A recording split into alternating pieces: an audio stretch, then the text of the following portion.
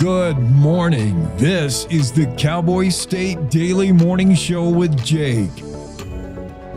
The new way Wyoming wakes up.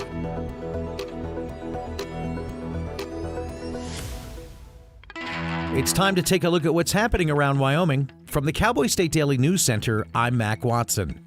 Remains found Saturday morning near rural Gering, Nebraska, may be that of a Moorcroft man named Chance Engelbert, who mysteriously disappeared in July of 2019. Cowboy State Daily's Jen Coker reports that Engelbert's family and a private investigator have been working tirelessly to solve his disappearance. The second he disappeared from Moorcroft, the family was extremely concerned because, of course, he had been to a family vacation with his in-laws in Gering, Nebraska. And when he disappeared that night, it threw everybody, including the family, because this is not a guy who would disappear. This is not a guy who would walk away from his life willingly. He was a young dad, 25 at the time. The remains were discovered in Scotts Bluff National Monument, about 4 miles from where Engelbert was last seen on video surveillance, walking alone in a neighboring town. 100 years ago, the Midwest Oil and Refining Company set up lights that would redefine when and how the nation's high school athletes could play. It was the first, if you will, Friday night lights, except it was on a Thursday. This past Friday, under the lights, Cowboy State Daily's Dale Killingbeck was there to mark the 100-year anniversary and the football used at that game. It was brought out at halftime. In Midwest on Friday night, they celebrated a century of Friday night lights. And actually, the first game was played on a Thursday back in 1925 on November 19th, but their schedule doesn't go to November 19th, so they celebrated 100 years this past Friday, and the team now plays a 6-man game instead of 11. The local Salt Creek Museum brought out the white football used in the 1925 Yellow Dogs game to allow the 2025 football team to take a photo with that historic ball. A new national report says that Americans are eating less sugar, thanks in part to weight loss drugs like Wegovy and Ozempic. But Cowboy State Daily's Renee Jean reports that Wyoming farmers are saying that's not the real reason those prices in the sugar beet market have plunged 33% year over year. Some countries subsidize sugar so much that it really kind of amounts to dumping. The cost of their sugar is so far below the cost to produce. It's anti-competitive, I'm told, by the Wyoming sugar beet growers, that it got worse under Biden's administration. He evidently wasn't calculating something correctly about that, and so he let in too much of this ultra low cost sugar. Wyoming Sugar Company CEO Mike Greer tells Cowboy State Daily that there's also a trend toward higher protein items, and so there is a decrease in the demand for sugar.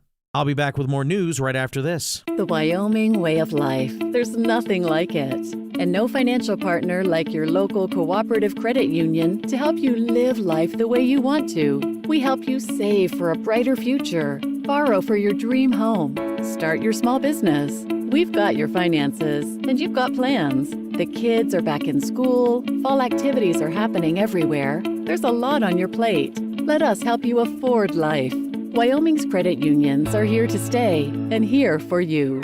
A Laramie man who has faced medical hardships since a bone cancer diagnosis in 2002 wasn't about to let this year's antelope season pass him by. Cowboy State Daily's Mark Hines reports that even though Randy Savalina recently got a new prosthetic right leg, he wasn't going to let that stop him from hunting. In 2002, got diagnosed with really aggressive bone cancer, barely survived, lost most of one of his legs, and for years and years, he went with an internal prosthetic. In other words, the internal part of his leg, they basically replaced the bone with titanium, but outwardly it was just a leg. Well, a few years ago, started developing complications, nasty infections, and almost lost his life again, and they had to take his leg off about mid-thigh. So now he has like an actual external prosthetic. Even though Randy is still getting used to his new prosthetic, he and his wife went hunting, and they both harvested an antelope buck. When Hannah Kellerby was growing up in Cody, she never thought she'd realize her dream of being a film and television actor. Now, with 72 film and screen credits to her name, Cowboy State Daily's Wendy Core reports that now Hannah Barefoot is realizing a new dream, producing a feature film that she wrote in her own hometown. She is on her way, but she wants to set it in Cody. It's going to have all of these Cody sets using Wyoming people. It's really the culmination of a dream that she's had since she was a small child, and she wants all of us in Wyoming to be a part of it and to be able to contribute as well. Wyoming Christmas Carol is a story of a family fighting to hold on to their struggling Wyoming dude ranch in the face of mounting pressure from the IRS. And that's today's news. Get your free digital subscription to Wyoming's only statewide newspaper by hitting the daily newsletter button on cowboystatedaily.com. I'm Mac Watson for Cowboy State Daily. No young person should ever have to worry about having a safe place to sleep at night, or a warm meal to eat, or whether anyone cares about them. But the reality is, 1 in 10 young adults will experience a form of homelessness this year. But the good news is, there's an organization making a big difference. Covenant House. For over 50 years, Covenant House has been helping youth in crisis and giving them the support and the tools they need to succeed in life. I have no words to express how Covenant House changed my life. They just really genuinely just wanted to help me succeed, and I'm succeeding. When youth who are experiencing homelessness have a hot meal, a safe place to sleep, and love, most of all love, they can overcome heartbreaking challenges, and their lives are transformed. Covenant House is changing the lives of young people in cities across America. To learn more, go to covenanthouse.org today. Thank you for caring.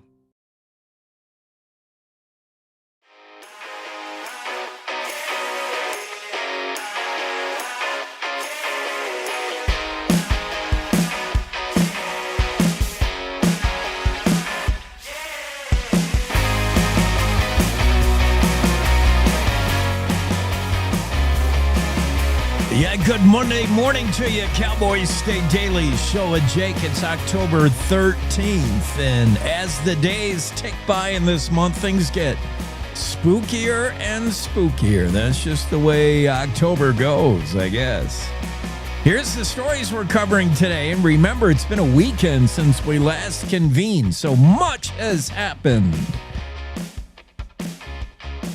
Wendy Corr's story about the Hannah Barefoot, the actress turned director and movie writer, is exciting. I'm happy for her. Can't wait to dig into that story. Speaking about movies, Taylor Sheridan's Wind River, still one of the top picks on Netflix. And Renee Jean says the world's eagerly awaiting Wind River 2. I'm not. It's not going to be the same. It's not a sequel. Oh, I'm getting too excited. I'll tell you why. Wind River 2 is a imposter. It's a hoax. Lots of other stories going on. Dale Killingback has a story about a carpet cleaner that specializes in murder cleanup. Oh, man. Yeah, how do you get the blood stain out of the hallway carpet?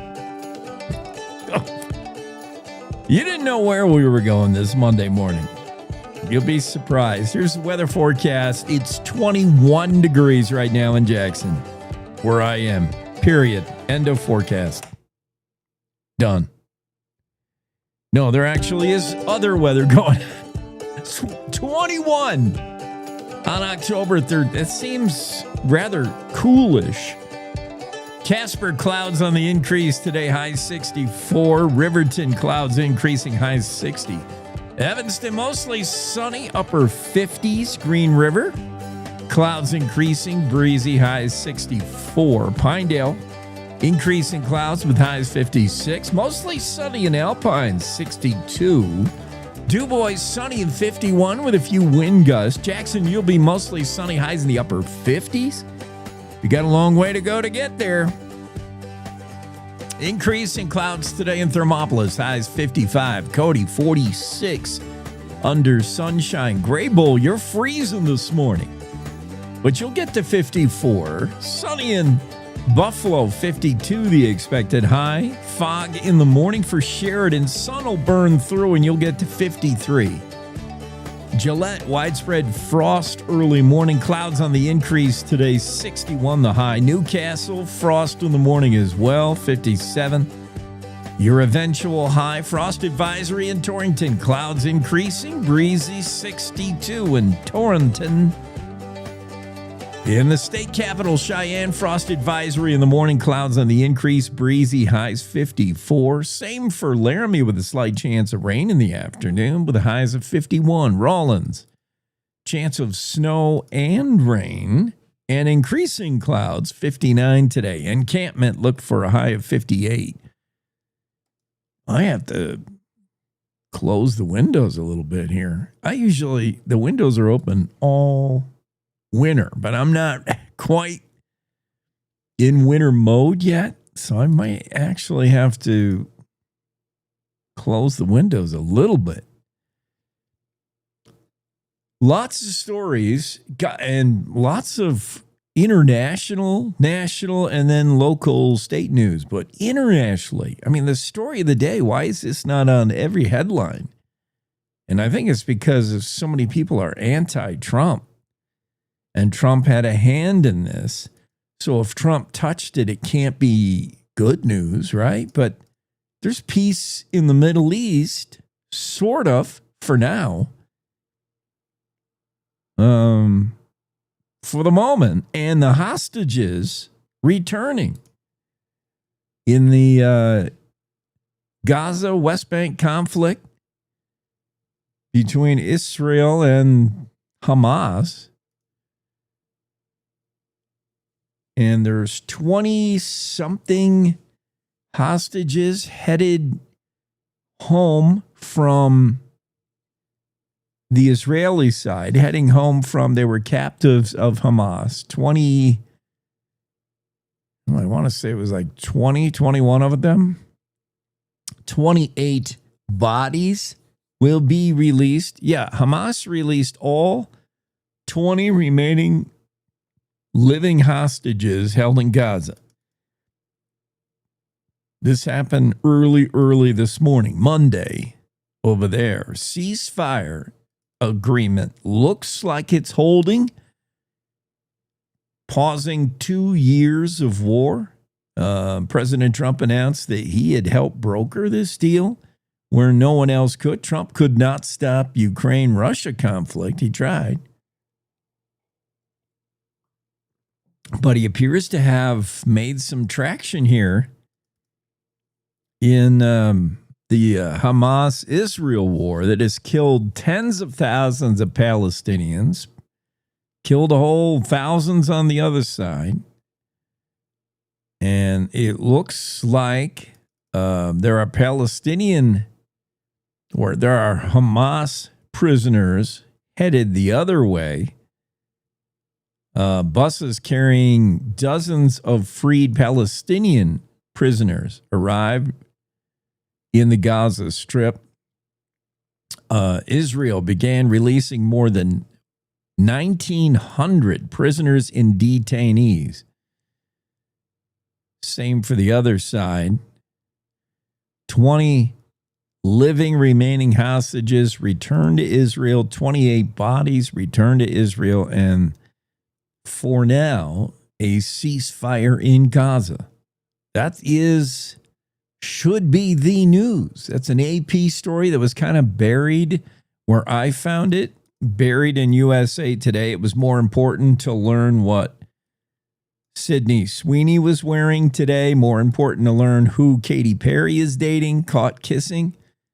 And it was more important to learn how to keep your finances safe in a growing stock market. Those were the top story. Big rotating headlines. No mention of a 2-year war, ceasefire, and the returning of prisoners that loved ones have been waiting for 2 years. Yeah, that was kind of down on page 8. Cowboy State Daily News today. A lot of sports happened over the weekend. We will get to that. I'll cover your sports, but I'm interested in Dale Killingback's story about this company cleaning up crime scenes. It takes a strong stomach and stronger mind. We'll learn about a Casper company that does more than clean carpets and ducts. They're also the company called in when cops need a crime scene cleaned up. Being Casper-based, smart move. Lots of crime in Casper. Sorry, Casper, there is. Wyoming hunter success. We had a couple of hunting success stories from Mark Hines and others. Actually, an opinion piece in the Cowboy State Daily concerning hunting. A friend of mine guided this hunt. The women's antelope hunt. Gail Simmons talks about it in the Cowboy State Daily in her opinion column. Check it out. Columnist Gail Simmons writes, the Wyoming women's antelope hunt isn't just about teaching women to hunt. It's about teaching confidence, self-sufficiency, and collaboration. Skills Wyoming has always valued. That hunt just did take place, and Gloria Corser is a friend of mine who helps guide that hunt. She's got photographs on her Facebook page guiding a Miss Utah. I don't know if it's the Miss Utah. I think she said it's somebody who's going to be in the Miss Utah contest. She's getting her fingernails dirty, getting out there and chasing pronghorn around. The first of these hunts, these women, Wyoming Women's Foundation, and the hunts they put on, these all-female hunts in the Red Desert, the first of its kind was in 2013. It brought 34 women to Ucross in the middle of a snowstorm, but they got out there and did their deal. Still held in Ucross. That first female hunt way back when included former Chief Justice Marilyn Kite, Chief Justice Lim Baumgartner, and others. Since then, 2000, what are we, like 12 years into this? The hunt remains faithful to the vision that began it, teaching women to hunt, and more important, empowering women.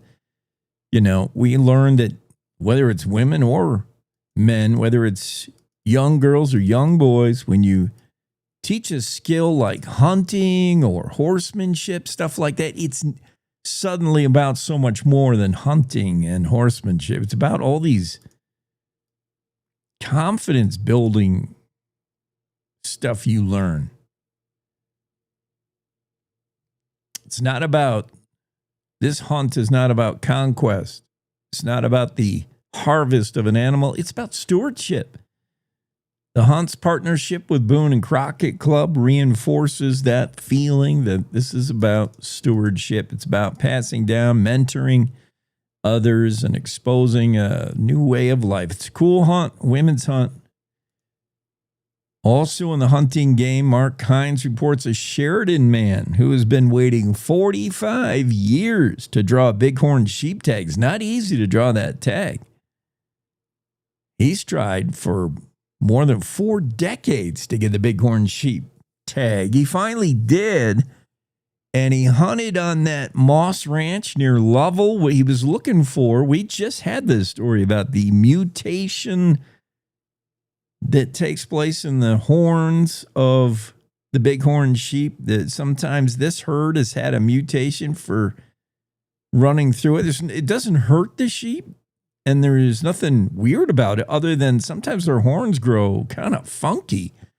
And it seems to happen a lot in this particular herd. Well, this Sheridan man who has been waiting darn near a lifetime to get that tag was able to harvest a cool-looking bighorn sheep with that mutation. We'll show you photos of it later in the show. It's good job.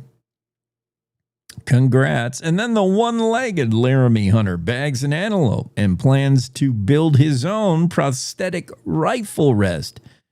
Randy Svelina of Laramie has got this leg that's been giving him trouble for years and years and years. Finally had to have it amputated just to save his life, but still wanted to get out and hunt.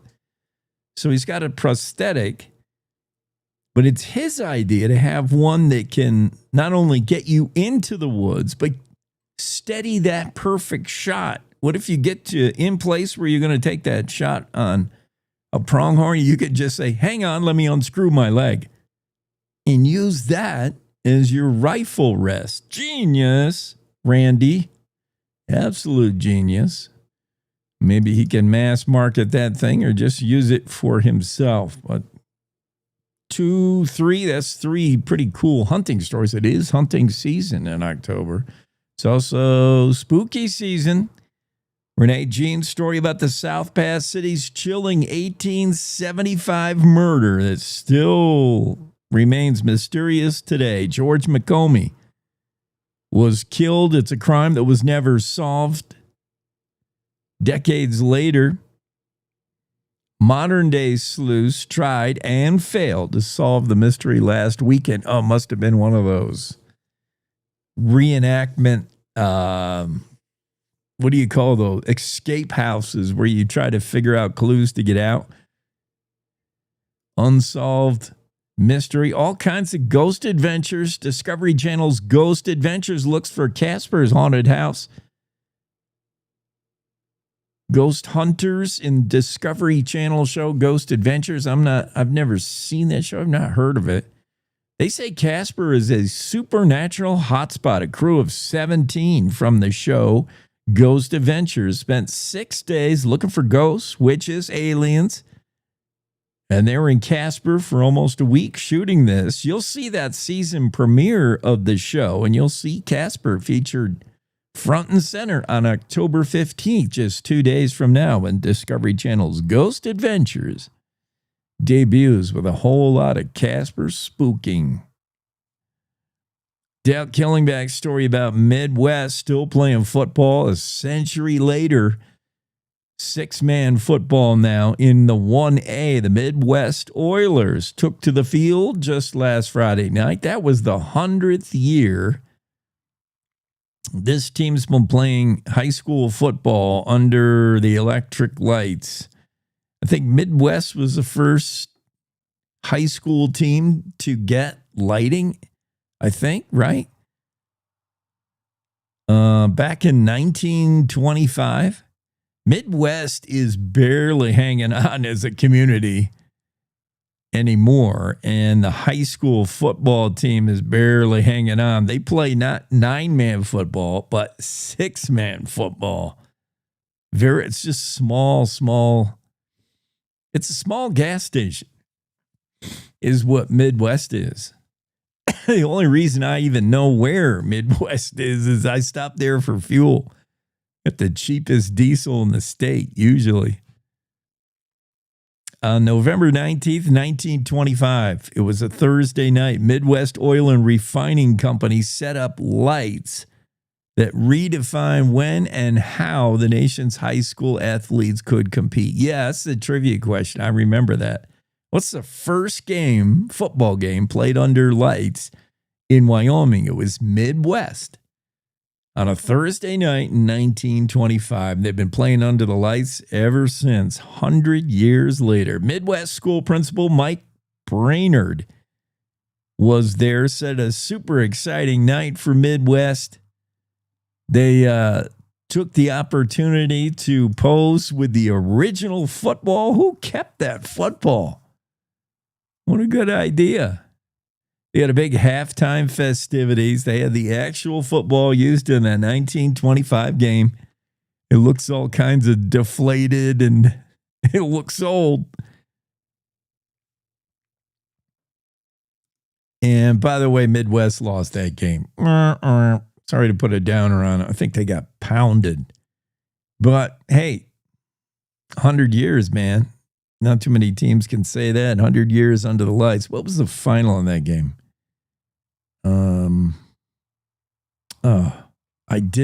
I got to go find out. They got beat pretty good. But doesn't matter.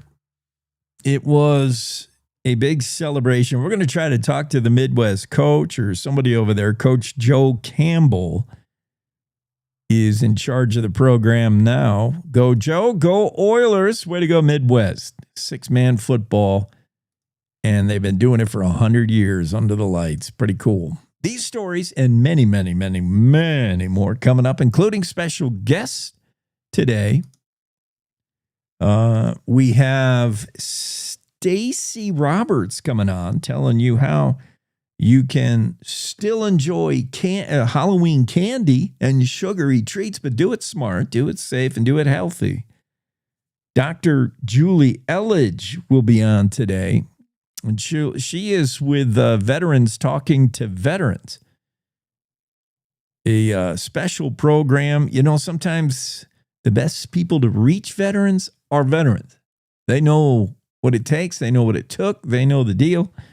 Julie Elledge will talk about exciting things going on with that program. And David Elliott will be on. He's a Canadian author.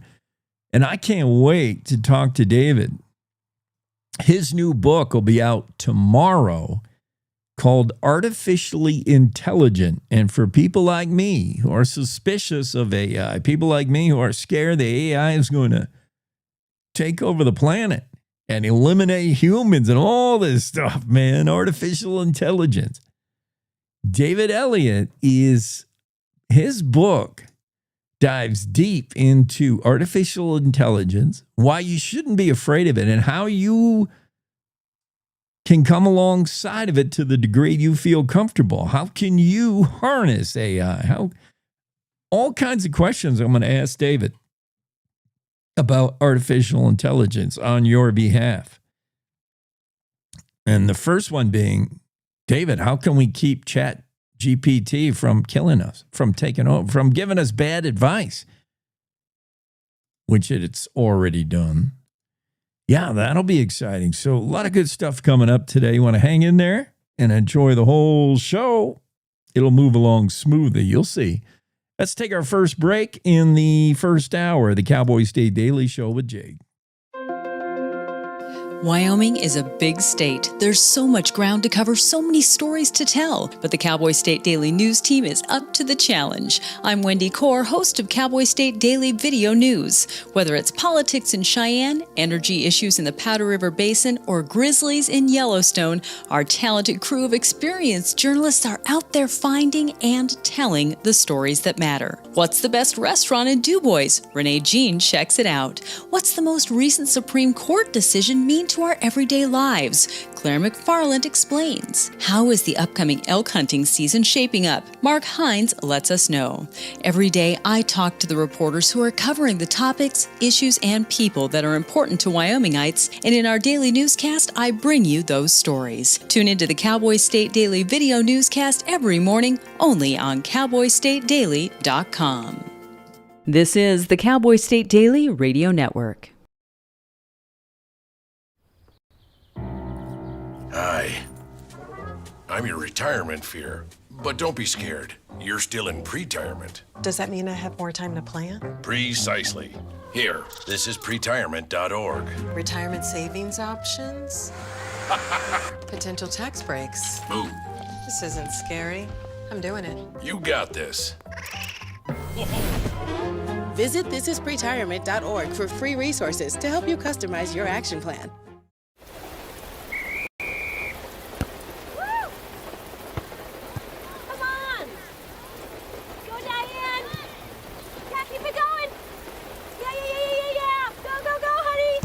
If you love them enough to drive an hour to cheer them on as they get beat 11-0 in the rain, then surely you'll check nhtsa.gov/the right seat to make sure they're correctly buckled in the back seat. Throw that ball, Diane. Woo! You got this. So as a technical sergeant, E6. I served in Vietnam in 1969. I am a U.S. Army veteran. Have you ever helped a fellow veteran? Of course. Yes. Try to always be there for each other. I do my best reaching out to my brothers and sisters in arms. Have you ever asked for help yourself? It's always tough, right? I can't say that I have. I mean, If you don't have someone to kind of help you guide those thoughts, it can be really bad. Eventually, you just can't deal with it on your own. I guess it's a part of the military too, right? Service before self. It was drilled in, service before self. And you start to question, maybe people would be better off without me, When you realize that you're not alone, once you take that first step, there's so much support.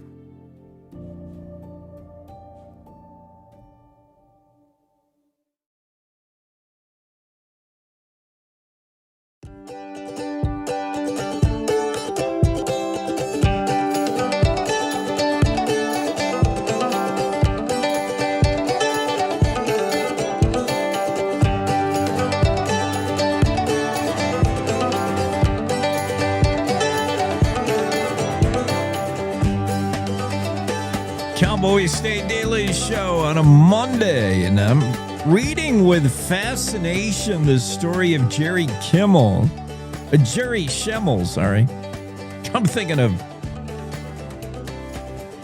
Kimmel on the late night TV show. Jerry Schemmel was on the Cowboy State Daily Show with John Baggett last Saturday.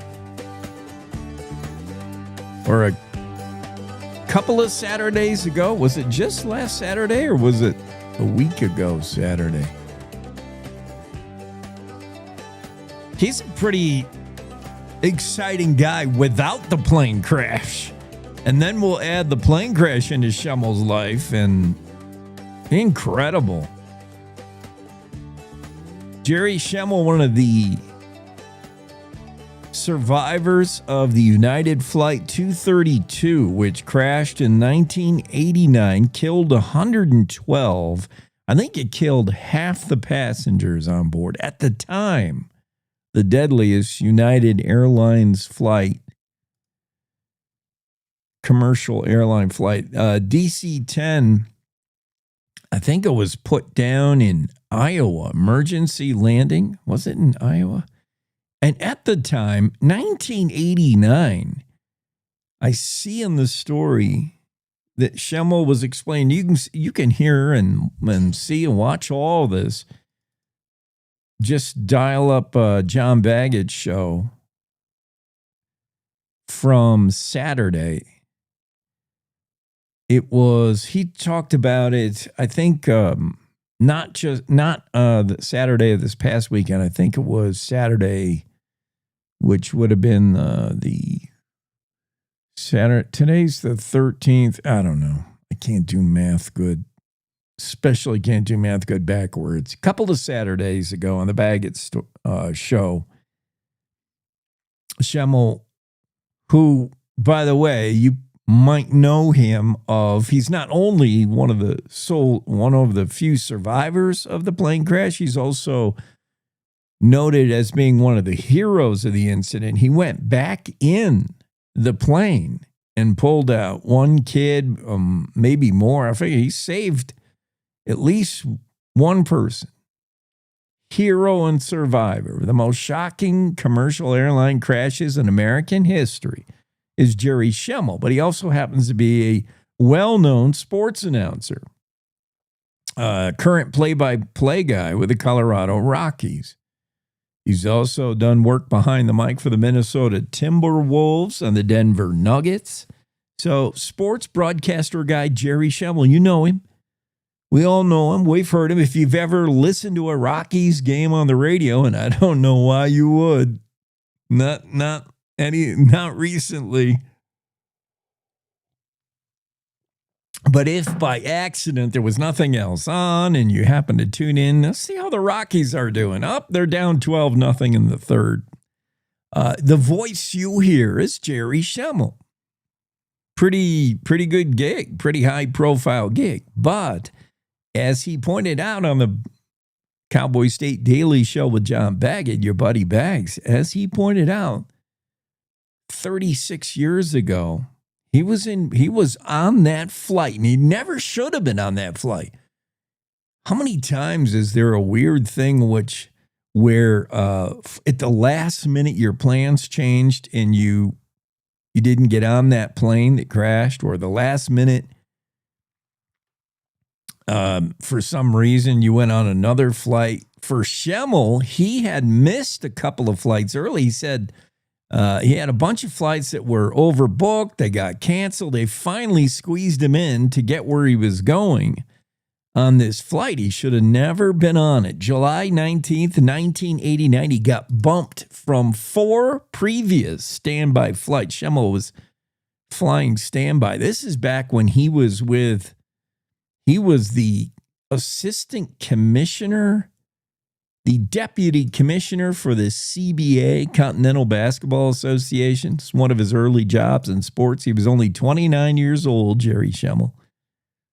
Flying standby, bumped from 4 flights. They finally say, we got a seat for you on this one, Flight 232 to Chicago. Oh, had he only known.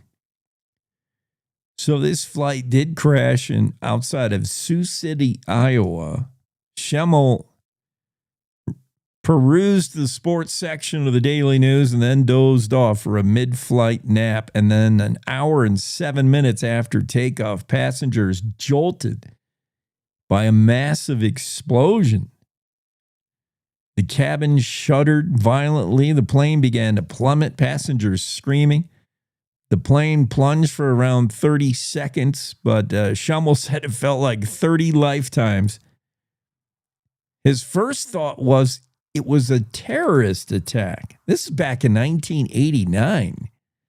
I don't know why he would have thought that. His second thought was everyone on board was going to die. He said the first thought was, I thought terrorists had planted a bomb and it detonated. The plane leveled out a little bit, enough for Captain Al Haynes to get on the mic and tell everybody on the plane that their itinerary had changed. No kidding. Prepare for emergency landing. The captain himself didn't know where that landing would be. Turns out he found a cornfield. I mean, it is Iowa. And he put that thing down pretty violently. The whole plane cracked to pieces. And in the crash, somehow, Schemmel, one of those lucky ones to survive, Schemmel was back in row 23, doing his best to comfort a young mother and her 18-month-old boy. After the crash, Schemmel, brace for it, Haynes said. Haynes came on the radio. The pilot said, brace, brace, brace. Schemmel wrapped his arms around the seat back in front of him, pulled tight, focusing on those last few seconds. Big crash comes to a halt, and he's thought, am I alive? Am I still here? He felt some pain in the back of his right hand, but he started to make his way out of the plane, and he found that 18-month-old boy. Where he tried, he said, I'm not leaving without my boy. The mother said, he tried to convince the mother to get off that plane. She said, I'm not leaving without my boy. And he got the mother out, heard a baby crying back inside the plane, went back in. Schemmel was noted. If you go look up the incident in Wikipedia, it'll describe the whole crash, and it'll list Jerry Schemmel by name as one of the heroes who went back inside and saved the life of an 11-month-old baby girl. That was who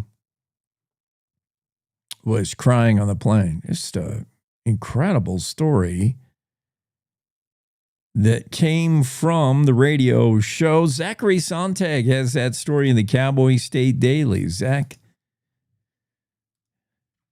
gleaned most of his intel from the Saturday appearance of Jerry Schemmel on the Cowboy State Daily Show with Bags. Incredible. Midwest, I said I was going to look up that final score of that game. Midwest celebrating 100 years under the lights. Friday Night Lights, they lost that game. Final score was 57-32. They lost to Riverside. Who is Riverside? Thinking they're going to come in and ruin Midwest 100 years celebration. 57-32, the final on that. Six-man football has very high scores because there's not enough guys on the field to tackle anybody. Pretty much, somebody hands the ball off, you run, and there's nobody there. There's only 6 guys on defense. Yeah, a lot of high scores in six-man football. Class 1A six-man game, Riverside 57, Midwest 32. Elsewhere around the state in football, Sheridan got a huge scare. The Sheridan Broncs, again, are boasting the current longest win streak and approaching all-time win streak records. The Sheridan Broncs, they have not lost since the 1970s. No, not that long. But they haven't lost in a long time. Longest current winning streak in the state of Wyoming, and one of the longest current winning streaks in all of high school football across the nation, Sheridan Bronx. So whenever they play an unranked team, you think, oh, easy. They're going to stomp them. And they travel to Rock Springs and barely escape with a 14-6 win. Win streak continues, but boy, that was close. The Battle of Cheyenne, we knew that'd be a good one in the 4A, as third-ranked Cheyenne East and Cheyenne Central, fourth-ranked, got into a bit of a shootout. 42-24, the final of that, East down Central. Bit of an upset. Fifth-ranked Natrona was upset by Kelly Walsh, 35-25. Laramie pounded Cheyenne South, 63-0. And second-ranked Campbell County struggled a bit with Thunder Basin, getting past them by a field goal, 17-14, the final there. In the 3A, Star Valley working on a little bit of a winning streak of their own. They have not lost in 2 years, over 2 years. Star Valley traveled to Cody in what was the showdown of the top two teams in the 3A. Cody nearly pulled off the upset, but the final there in the top-ranked Star Valley, 14, second-ranked Cody, 7. Riverton beat Lander in another close game. Lander must be much better than I would have given them credit for. This is a rivalry game, of course. These two teams separated by a 25-minute drive tops. Third-ranked Riverton, 17. Fourth-ranked Lander, 13. Close one. Fifth-ranked Douglas shuts out Rollins, 47-0. Green River has its way with the Powell Panthers, 44-14, the final there. Jackson, in a game that I called for Jackson Hole Radio, was better than Evanston. Fun game. Hope you bet the over. 70 points scored in this one. Jackson, 37. Evanston, 33. And with the win, Jackson guarantees a spot in the postseason, and Evanston is got to win out just to get to the playoffs. Buffalo 46, Torrington 14 to close out the 3A. In the 2A, Cokeville 42, Kemmer 6. Top-ranked Bighorn wipes out Glenrock 59-0. Second-ranked Mountain View, 53-17 over Worland. Number 3, Thermopolis, in their homecoming, beat the Lyman Screaming Eagles, 14-7. When we have Jackie Dorothy on the show tomorrow, we'll give her a big congrats. Her kid's on the Thermopolis football team. Good job, Thermop, to win in for their homecoming. Fourth-ranked Lovell gets past Pinedale, 34-27. Fifth-ranked Burns, 21. Upton Sundance, zip. Tongue River, 14-7 over Wheatland. And Newcastle cruises over Moorcroft, 46-6. In 1A 9-man, top-ranked Pine Bluff, 60. Wright, 13. And second-ranked Grable takes care of fourth-ranked Rocky Mountain, 22-14. Shoshone, 63. Wyoming Indian, 0. And fifth-ranked Lingle, Fort Laramie, 52-16 over Lust. That's your high school football scene from over the weekend. And a lot of fun high school football games. We'll be right back after this break. The Cowboy State Daily Show with Jay continues. Looking for a Saturday morning show that's not your typical news talk? Join your buddy Bags, John Baggett, for Cowboy State Daily Radio, where things get a little wild, a little weird, and a whole lot of fun. From 6 to 10 a.m., Bags dives into everything from radio to rodeo, teachers to preachers, music to media, sports to the supernatural. You'll hear interviews with newsmakers, entertainers, experts, and maybe even a few oddballs. It's less politics, more personality, sometimes serious, sometimes silly, always interesting. Text, call, or email your thoughts live at 307-278-9227. 888-9598 or wyomingbags307@gmail.com. Catch the show live on cowboystatedaily.com, YouTube, Facebook Live, or X. And if you sleep in, no worries. You can listen anytime on the Cowboy State Daily Radio archives. Cowboy State Daily Radio with John Baggett, where curiosity meets cowboy coffee. See you Saturday morning. You're listening to the Cowboy State Daily Radio Network.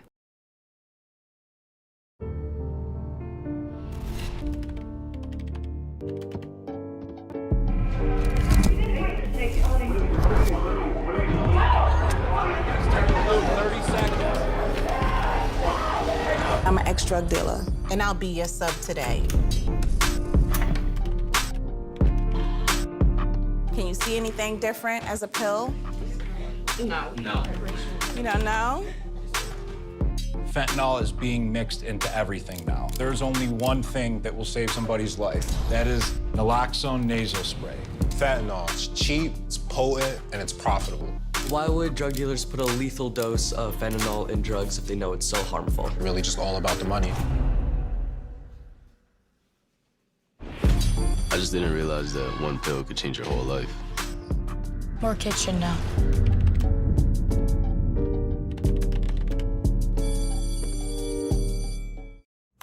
Emma, did you hear? Todd's in the hospital. Who's Todd? He got a collapsed lung from vaping. He thought it was cool. Not cool. Promise you won't vape, Emma. It can lead to a lifelong addiction, and we can't be friends if your lungs collapse. Bogus. Wacky sitcom teens aren't the best people to talk to your kid about vaping. Hey, you got a minute? You are. Start the conversation with your child about vaping today. When the uniform comes off, the battle doesn't always end. Too many of our veterans are fighting silent wars with trauma, with loss, with hopelessness.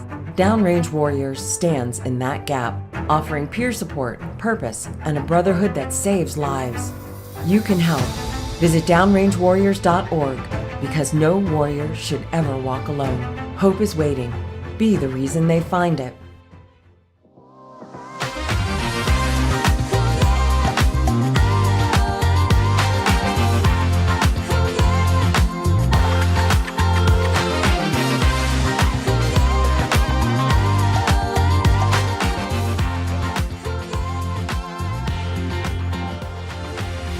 Hey, how about this story of Fred Ramsdell? The whole world was trying to reach Fred to give him some good news. And Fred could not be found. Actually, we knew right where he was. Most people did, but there was no getting to him. He was backpacking in Wyoming. You know, just kind of off the grid, 8,000 feet in the Wyoming mountains on a long backpack trip. Must be nice. 3.5 weeks he was out there. Fred Ramsdell backpacking. And his company, Sonoma Biotherapeutics, was trying to reach him. Must be emergency at the office, right? Even if Fred did have service, he probably would have ignored the phone calls and the text, like, oh no, the company wants me. It was his own company, so he can take as much time off as he wants. Friends, family, everybody trying to reach Fred Ramsdell, and they couldn't get him. They were trying to give him good news. They were trying to tell him that he had just won the Nobel Prize. But they couldn't get a hold of him. Ramsdell said, never, when I've ever been off the grid or gone for a long weekend or a week, I typically come back to an S load of chores. SH load. He's like, nothing cool like this has ever happened to me when I'm out of cell phone range. He chuckled. He said, usually when I get back and I get a signal, the first thing to pop in is a whole bunch of texts about what I got to get to at the office, whole bunch of emails I got to clean up. And he said, inevitably, something's broken in the house and I have to go fix that. He said this time, wow, he was 3.5 weeks backpacking in Wyoming. He lives in California, by the way, Fred Ramsdell. And he just won the Nobel Prize for work he did 25 years ago, figuring out how the body's immune system avoids attacking its own cells. We had a guest on, I think, last week who is doing similar research on how to trigger your T cells, how to teach T cells to attack cells that are bad. I mean, your T cells already do that, I think, to a certain degree, but this researcher we had on was working on similar stuff, just trying to teach the body's immune system how to work better, not harder, right? Work smarter, not harder, immune system. Fred Ramsdell similarly did this 25 years ago, now has his own company in California, Sonoma Biotherapeutics. They were trying to get a hold of him saying, hey, Fred, you just won, man. You're a Nobel Prize winner. They couldn't get a hold of him. So instead, the company put out a notice saying, well, Fred's out there living his best life. As soon as we can make contact with him, we'll give him the good news. Meanwhile, Fred's just backpacking with his wife in some remote area of Wyoming.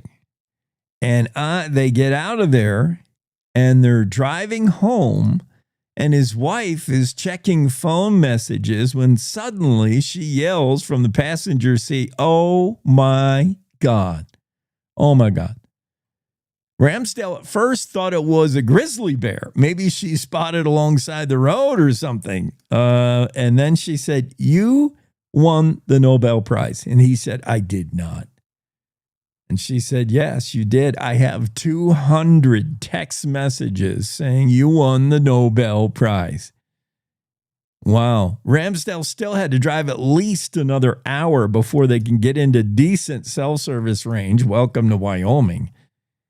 And once he plugged back into the world, he found that he had won the prize for medicine alongside researchers Mary Bronkow of Seattle and Shimon Sakaguchi of Japan. Way to go, Fred. And the best part of the story is he won it while he was offline in Wyoming, living his best life. Yeah, that's the way to find out. That's the way to get the news, to get it later, because you could not be reached. I'm out of the office currently. Love it. Taylor Sheridan's Wind River. This is the movie that kind of put Taylor Sheridan on the map. Remember? I mean, Taylor Sheridan was a struggling actor just trying to get a bit part in anything. And then he writes, and I think he's the director on it as well. I could be wrong, but I believe he wrote and directed Wind River. It's set in Wyoming, where Taylor Sheridan lives, and it was a big hit. Starred Jeremy Renner, so we did have one name actor in this. Elizabeth Olsen was the co-star. I think, she's kind of a B-lister. She's pretty good, but she's not A-list material. Jeremy Renner's legit A-lister at that time, 2017, before he ran himself over with his own plow truck. And that was huge, that movie. 2017, kind of a slow burn sleeper hit. I don't know what it did at the box. I think it did okay, but since then, it's a heavily streamed movie. Netflix always, every time they put it on, they take it off, they put it back in the lineup. Netflix has, the movie is coming out soon again on Netflix, if not already. And Netflix it always has it. It's one of its top recommended movies, Wind River. I've seen it now twice, maybe 3 times. I love to go back and just watch it again. It's so good. And it captures so much of Wyoming, and it really portrays Native Americans and life on the res and all that stuff in a pretty good light and very realistic, very truthful light, which I enjoy. Some of it, if you are from Wyoming, some of the movie you're going to have to just surrender your deep knowledge of Wyoming and just take things as they are in the movie. For instance, there's communities we know to be 3.5 hour drive from each other. And, in the movie, it's just down the road. Suddenly Jeremy Renner's like, well, let me go check that out. Let me question this suspect. And the next thing you know, he's in a real town that we know. And it's like, dude, you would have been driving all day to get there. But okay, we have to, Hollywood doesn't care. Hollywood thinks, okay, the 30 people from Wyoming that see this movie will have exception with some of the facts, but otherwise the rest of the world won't know the difference. It's such a good movie. And we're excited now for the sequel. But I'm warning you, the sequel, it's a real stretch to call it a sequel. Because it doesn't involve Taylor Sheridan. He did not write the sequel. It doesn't involve him even directing. It's Canadian filmmaker Kari Skogland who's going to take the helm. Her most recent project is The Falcon and the Winter Soldier, which is a television series for Marvel, which gets good reviews. And I'm not trying to besmirch Skogland, but it's not Taylor Sheridan. To call it Wind River 2 is a huge stretch. It will feature none of the original actors. Of course, Jeremy Renner is, I don't know what his road to recovery is. Last time I saw him, he was in a hospital bed, all kinds of mangled. Olsen, who played FBI agent Jane Banner, she's not involved in the project either.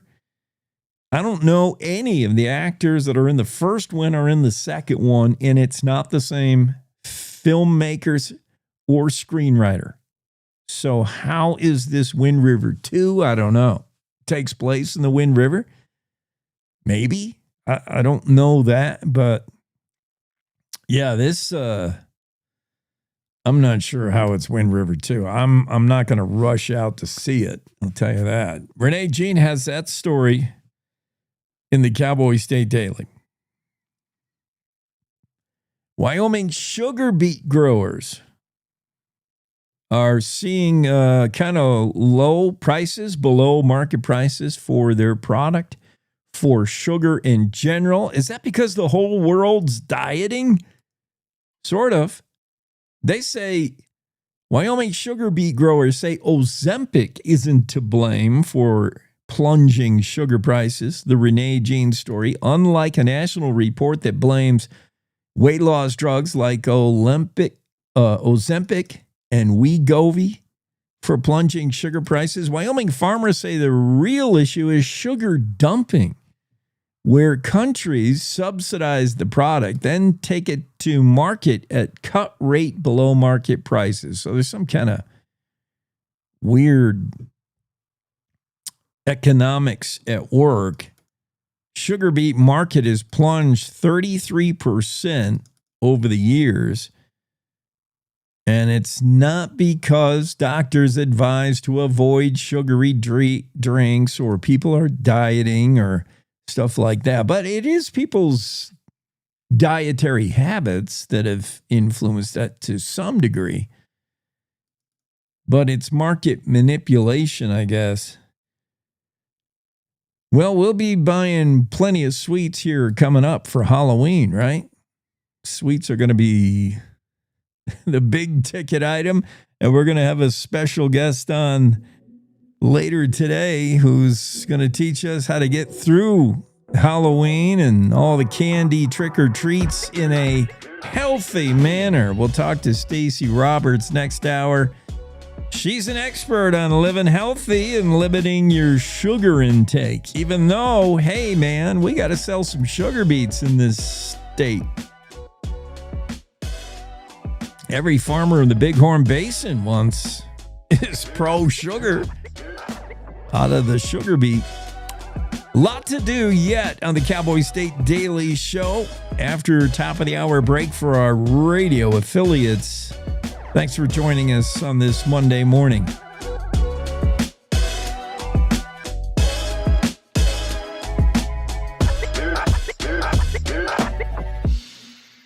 It's time to take a look at what's happening around Wyoming. From the Cowboy State Daily News Center, I'm Mac Watson.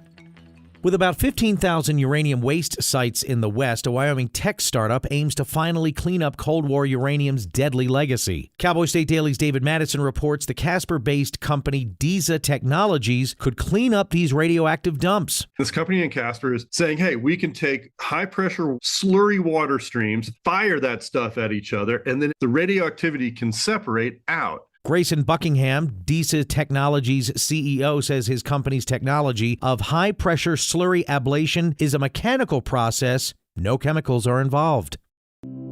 Every day in the month of October, we tell ghost stories with a Wyoming twist. This time, it's September 9th, 1870, and Truman Everts has become separated from the rest of his party in a dense pine forest in the heart of Yellowstone. Cowboy State Daily's Jackie Dorothy tells us the spooky story of how two ghastly but argumentative visions stopped him from his near imminent death. He decides he is going to climb up Madison Mountain. But what saved him is the appearance of these ghostly companions. This ghostly companion came to him and told him, "You're a fool, that's the wrong thing to do, and you need to head back the route you came." They argued, but he listened to those ghosts, and that's what saved Everts in the middle of Yellowstone. Besides the ghostly advice, Everts credits his 2 knives and opera glasses that he brought in keeping him alive. He figured out how to start a fire with the lenses of the opera glasses.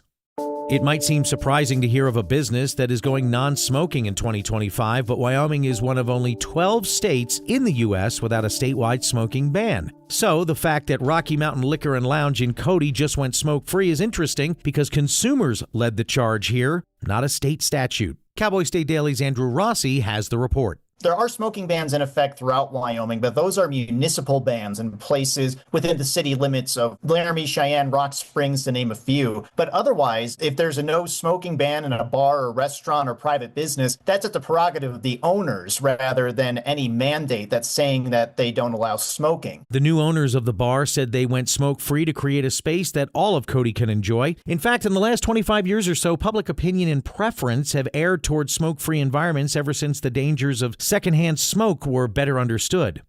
I'll be back with more news right after this. The Wyoming way of life. There's nothing like it. And no financial partner like your local cooperative credit union to help you live life the way you want to. We help you save for a brighter future, borrow for your dream home, start your small business. We've got your finances, and you've got plans. The kids are back in school, fall activities are happening everywhere. There's a lot on your plate. Let us help you afford life. Wyoming's credit unions are here to stay and here for you.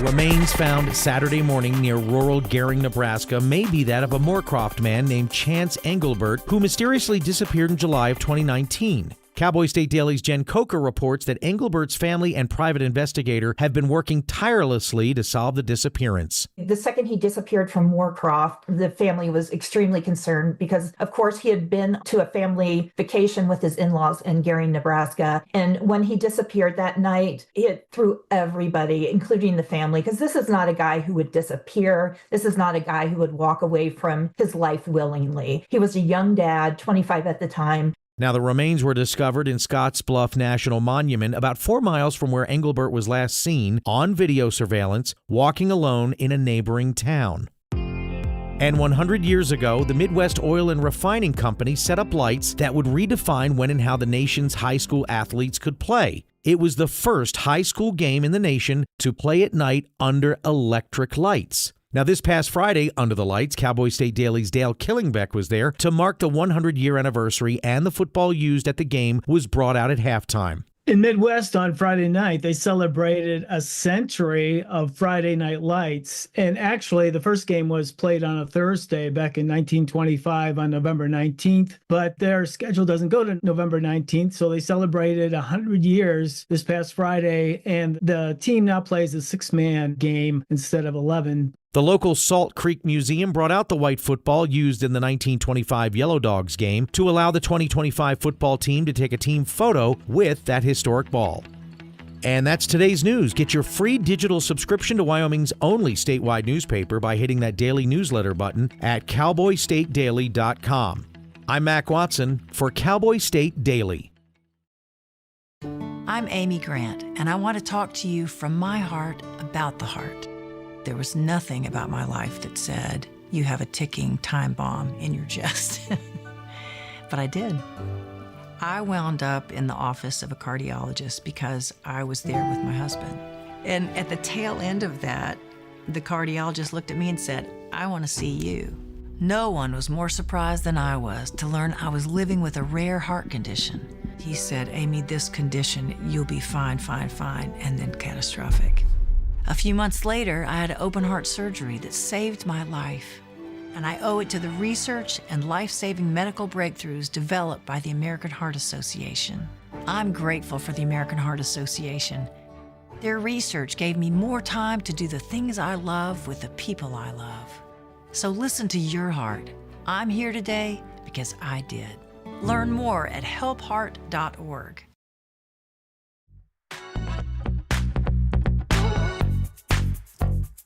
Cowboy State Daily Show with Jake rolling along on a Monday. Stacey Roberts joins us, and we're going to trick or treat without this scary sugar crash. Stacey, all apologies for not getting you on earlier. Our associate producer, who's in charge of like the Zoom room, that person has been fired. I'll just let you know. We had to let them go. When I said, where is Stacey last hour? Our producer is in a sugar crash in a pile of Reese's Peanuts, Reese's Pieces, and Snicker bar wrappers. And yeah, the dangers of candy. What? By the way, Stacey Roberts, a wellness advocate, physical therapist to celebrities, pro athletes, and she's going to share with us how we can sugar better. Now, I guess, Stacey, the first thing to ask is, can we sugar at all? Like, is all candy bad, or is it something in moderation? Or how can we do Halloween and still include M&Ms? I don't know. Great question. And no problem. I'm just glad we were able to meet this morning. This is awesome. Thank you for having me on. And the answer is yes. I mean, sugar is in fruit along with fiber and a bunch of really good nutrients. So it's not as though it's all bad. We just have to be specific about what kind of sugar that we're having. And there are definitely things that we can have and sweet treats around Halloween that can help us. And I help my patients regulate their sugar levels and decrease inflammation so that they also can be more active and have less or no pain. So it's definitely one of the things that contributes to that as well too. But certainly there are things that we can do to decrease some of the sugar spikes. And one of the things is by sticking with low glycemic type of foods. That means your blood sugar doesn't spike and drop very fast, which can create inflammation if we do that over and over again, and also creates more and more cravings for us as well too. Yeah, I mean, I have to admit, I have a sweet tooth. My goodness, it's going to be very difficult for me to avoid sugar. But I do notice the sugar spike. What is going on in our bodies when we're consuming sugar and it works like caffeine? Like we are, it's a pep. It's an up, but the downside is so hard. What is our body doing? Why is that such a high and low? When we have a high glycemic snack, which means that the blood sugar levels rise up really fast. So you get that that extra energy, that feeling of almost euphoria at times. I mean, you've seen little kids around with after Halloween and Christmas running around with after having a bunch of that. But then because it spikes so high, it crashes very quickly and hits that big low. And when we have that over and over again, that really sets our metabolism out of whack. We can develop things down the road like type 2 diabetes, metabolic syndrome, all these things that are a result of creating significant inflammation in our system. So it can be a big deal, but there are low glycemic foods, meaning when you eat them, the blood sugar level comes up, but it doesn't crash down. It just has a nice hill and valley versus big mountain and then drop. So those are the foods that we want to look for. And there's some healthy treats that you can have as well that are low glycemic. Yeah, I want to talk about what those better alternatives might be for sugar in just a minute, but I just thought of something. I don't know if this was on the agenda or if we're going off script, but what types of sugar? Here in Wyoming, we just did a story before you came on about our sugar beet crop and what it's looking like this year, and that's where we get our sugar in Wyoming. We get sugar out of the sugar beets. There's sugar cane, and then the whole world got off this kind of sugar, and all of a sudden it was bad for you. The sugar cane sugar, some of the sugar that comes from plants, and we were all doing this synthetic alternatives or whatever. What is the sugar substitute that's in everything now? Well, there's sucralose, which is often called other things too, but any type of artificial sweetener now has been, related to, again, metabolic syndrome. Anything that is, back in the day, the industry kind of pushed the fact that, natural sugar is bad. Here's we have zero sugar from these artificial sweeteners. That's so much better. But now we see with data over time, those are actually making us even more unhealthy. I was just reading a study the other day that even says one can of soda or diet soda with artificial sweetener is horrible for the liver and can contribute to fatty liver disease. So it's something that's really important and really kind of a health crisis if we look at it. Well, it's hard to avoid sugar. As you say, sugar's in fruit, and fruit's good for you, right? What are some alternatives that are less sugary for us, especially as we're looking for treats, whatever's in the Halloween bucket when the kids come calling trick or treat at Halloween? What can we feel a little better about handing out? Well, parents might have to have a separate bucket that they might have to fill themselves if they're looking for some sweet treats, because the ones that the kids are going to get are probably full of those high glycemic sugars and artificial sweeteners as well too. But if you look at something like dark chocolate, 85% above in cacao, in regards to the dark chocolate, that's naturally low in sugar and very rich in antioxidants. And now there's even some, keto peanut butter cups where they're looking at, adding in a little bit of, protein in those types of snacks as well. Energy balls, you can make your own protein balls. You blend things like almond butter, the cacao, some people describe it, or flaxseed, a little bit of natural sweetener, even like stevia or monk fruit. Those types of things keep your blood sugar levels regular and also add a bit of protein. That you can make things like, pumpkin protein muffins, I've made before. I make those with almond flour, some protein powder, pumpkin puree, eggs, and cinnamon. There's simple things like that we can do online. But I would stick to, if you're a chocolate lover, definitely stick to your darker chocolate, because that's going to be a lot more lower glycemic. But don't be fooled by zero sugar, because that oftentimes means there's an artificial sweetener in there. So as long as it's made from whole foods and you don't buy it in a box, then you have a much better chance of controlling those sugar spikes. Let's switch gears just a little bit. By the way, we're talking to Stacey Roberts. She's a wellness advocate helping us out with Halloween. We don't, it doesn't have to be the 1 day, 2 day period where we just say diet's off. This is our cheat holiday. You can do it right. You can do it healthier. I want to talk about inflammation, because inflammation, if you talk to doctors, is everything. It is the reason you're experiencing almost any pain, any illness. When there's inflammation in your body, that's your body trying to fight something and it's having trouble doing it. What where do we even start with? Is inflammation behind almost everything? Or if we're experiencing pain or some trouble, it's likely you're going to look for inflammation. How do we avoid it? Right. So inflammation, we're never going to be able to avoid inflammation because some of it is good. Like if you had a scratch on your hand, you have an inflammatory response. I want you to have that inflammatory response because that starts the healing process.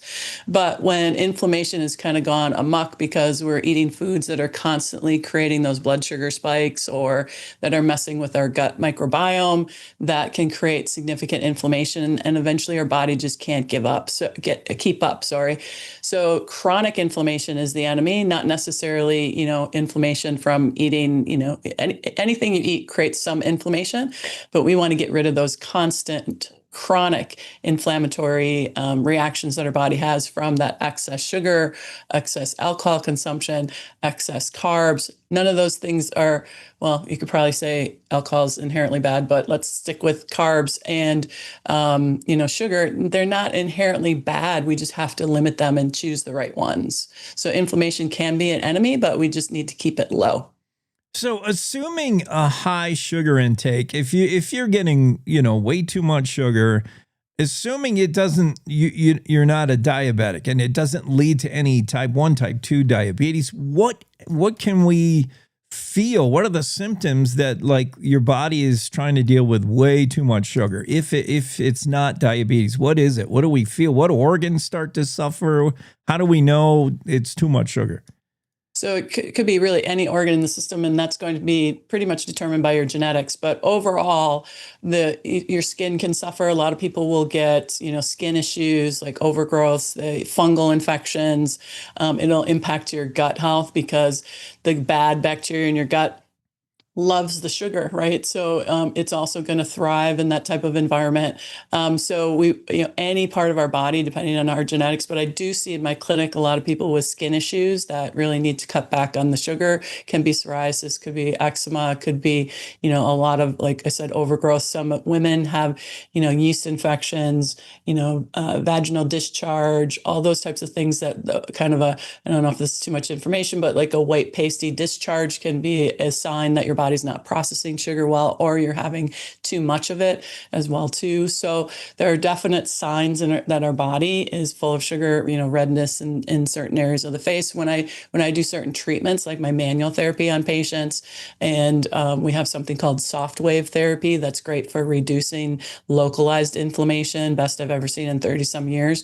And after I'm done with those treatments, the skin stays red and really irritated looking. That's usually, to me, I talk to them about their diet because a lot of times they have excess sugar in their diet. So the skin is one of the biggest things that I look for sure, for young kids, acne, all those types of things, because sugar impacts the biome, the microbiome even of the skin as well too. So we want to feed the good bacteria and deprive the bad bacteria of that excess sugar. We're talking to Stacy Roberts as we approach Halloween. It's going to be a lot of trick or treating, and the trick is trying to reduce the amount of sugar intake with a holiday that's become synonymous with candy. Me, man, I am high sugar intake, Stacy. I got to tell you, I'm as guilty as anyone. And when I cold turkeyed it once on this cleanse, I noticed with no sugar in me, except for what comes in. No, even bananas were outlawed. I was thinking clearly. Like, I felt a huge difference and a real positive influence. For those who aren't ready to go cold turkey, how can we step down? Let's move to fruit, at least a healthier option. But what are some fruits that are high in sugar that we could at least start with? A fruit is better than what you're doing with candy bars and stuff. And then gradually, how can we gradually reduce our sugar intake is what I'm saying. Yeah, it's a great point, because when you go cold turkey, which some people, if your personality is that I need to go cold turkey because if I have it in the house, I'm going to eat it. Yeah. That's fine too. But you do have some withdrawal effects. But after that withdrawal effect, because your body is screaming out those microbes that love that sugar, it's kind of like a smoker stopping smoking. They're screaming out for that sugar that you've been giving them for a long period of time. So it does take a little bit of time for the body to balance itself. And to your point, your brain, right? Your brain can work better with less sugar, right? So you feel less brain fog, you feel more bright, you feel, more consistent in your thoughts and things like that. So what can you do? You had a great example of just moving over to fruit. So having, 1 to 2 pieces of fruit a day can sometimes take away that kind of sugar craving that you have. You can also make sure that you have enough protein in your diet through the day and good fats like avocados, nuts, and seeds. Maybe even have a little bit of chocolate with those things to kind of wean yourself off of the sugar itself, because those fats and proteins will decrease that sugar spike, right? So then you can gradually add in the dark chocolate over time. Maybe even a piece of the dark chocolate is enough for you to get rid of the craving that you pretty much have every day. And for those of you who drink coffee, putting a bunch of sugar, a bunch of syrups and everything in there is another way that people kind of get addicted to sugar. And it is tough to come off. I mean, studies have shown that it is pretty addicting, almost as addicting as some of the illicit drugs that are out there. So it's stepping down is a great idea for some people as well. Yeah, it's got to be right up there with cigarettes and drugs. Getting off of sugar, it is so hard. Yeah, your body does let you know that it's craving sugar whenever it doesn't get enough.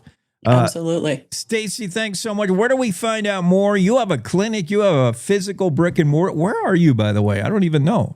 Yep, I'm in the Midwest. I'm in Milwaukee, Wisconsin. We do telehealth through our clinic called New You Health and Wellness. We deal a lot with hormones. We deal a lot with pain. We do a lot with helping people, look at their eating plan and make sure that they're, getting the nutrition that they need to be as healthy as possible. Because our goal is keeping people active for as long as possible and not just, living longer, but living a better quality of life. All right. Well, go Brewers. Love what that.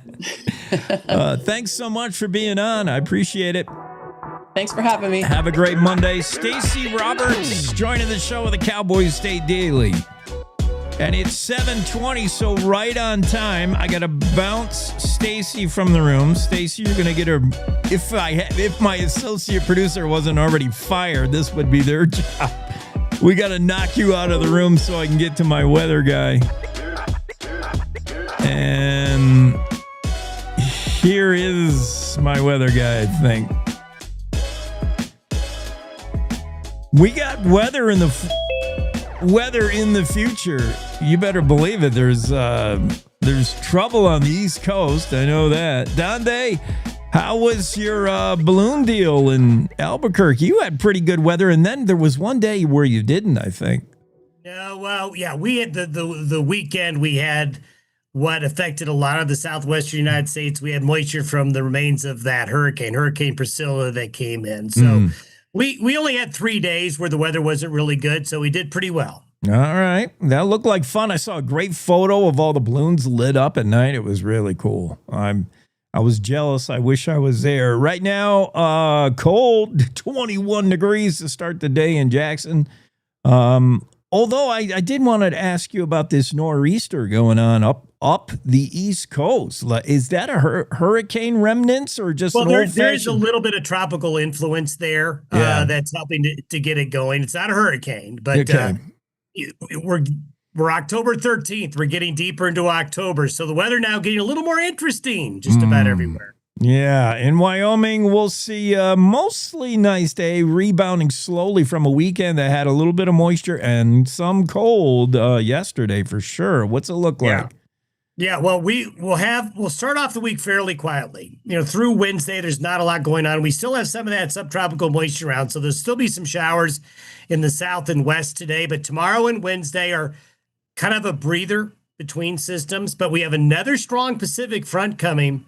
And it's going to affect the western part of the state as early as late tomorrow and into Wednesday with some showers, while the rest of the state will still be good. But Wednesday, Thursday timeframe, colder temperatures, mountain snow, showers will expand across, especially the north and west. It appears, Jake, that the way the fall's trending, that the north, central, and the northwest parts of the state will have the most weather. And we're, again, going to be looking at a significant shot of snow in Wyoming's western and northwestern mountains with this next front. So hunters in the Wind Rivers, the Tetons, the Bighorns, the Wyoming Salt River Ranges, you're going to get snowed on again this week. Yeah, well, sometimes hunters like that. It moves the animals around a little bit, but yeah, it makes for cold camps. Good to have you back in saddle, Don. Thank you. Good to be here. Don Day with a day weather forecast. We got to take a break. Coming right back with Dr. Julie Elridge, right? Do I have that right? Julie Elridge, yeah. And we're going to talk about veterans and a veterans program right after this break on the Cowboy State Daily Show. Every morning, America wakes up to reheated outrage and copy-paste commentary. Yeah, I don't follow talking points. I follow common sense. If that hits a nerve, good. It means you're still alive. No spin, no fluff, no kumbaya. Just Jake. Serving up truth, sarcasm, and grit. Stirred by hand and seasoned with reality. I don't yell, I don't pander. I just call it like I see it, and trust me, there's plenty to call. From the Capitol to the county fair, if it's worth talking about in Wyoming, Jake's already on it. No permission needed, no script required. The West was built by people who spoke their minds and stood their ground. I'm just making sure we don't forget how. The Jake Show. Weekdays on cowboystatedaily.com and wherever bold voices still have a mic. No apologies, no filter, no bull. This is the Cowboy State Daily Radio Network.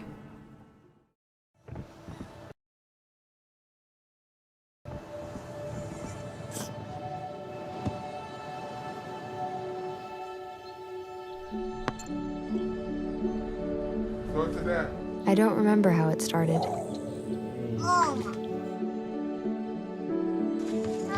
Our back and forth. Victory. Fumble. Repeat. It always came back. Dad! Okay, here we go, throw it! Yeah. You probably don't remember what you told me, That was perfect. but I heard every word. Nice.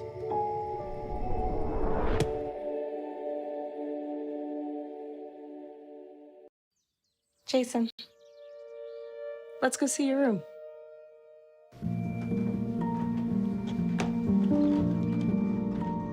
What do you think? We kept it a little spare, so you can decorate it how you like.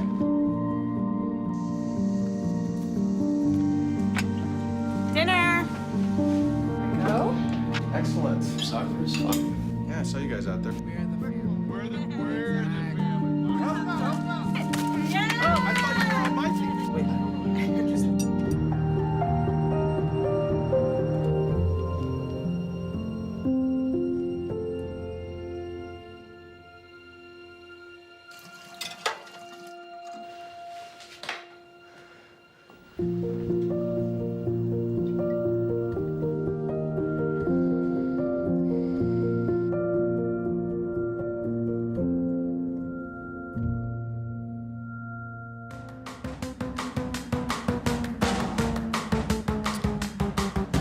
Cowboy State Daily Show. Let's get back to it on a Monday. Julie, we're running 2 minutes behind, which is pretty typical of a Monday, so sorry for the wait. Julie Elledge joins us. Julie's going to talk about veterans talking to veterans. We may refer to it by the acronym. Sorry for acronyms.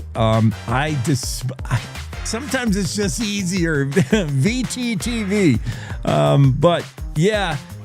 Julie is Not a problem. Okay, good. Julie's running the deal there at VTTV, Wyoming-born program training veterans to become trauma-informed coaches who then help coach other fellow veterans, because I think what we know instinctively and what we've found in experience is nobody reaches a veteran like a veteran. You have to have been there. You have to have walked in those boots, those army boots. It just helps. First off, tell me, Julie, and welcome to the show. Where are you? Wyoming base, where exactly are you? I always want to know. Thank you. Thank you very much for having me on today and discussing VTTV. So I am right between Jackson and Bondurant. Oh, nice. So am I. I'm in Hobart. Well, me too. Me too. Most people don't know where Hoback is. Let me open the window. Already in the studio. Let me open the window and see if I hear you. Yeah, you should have come by.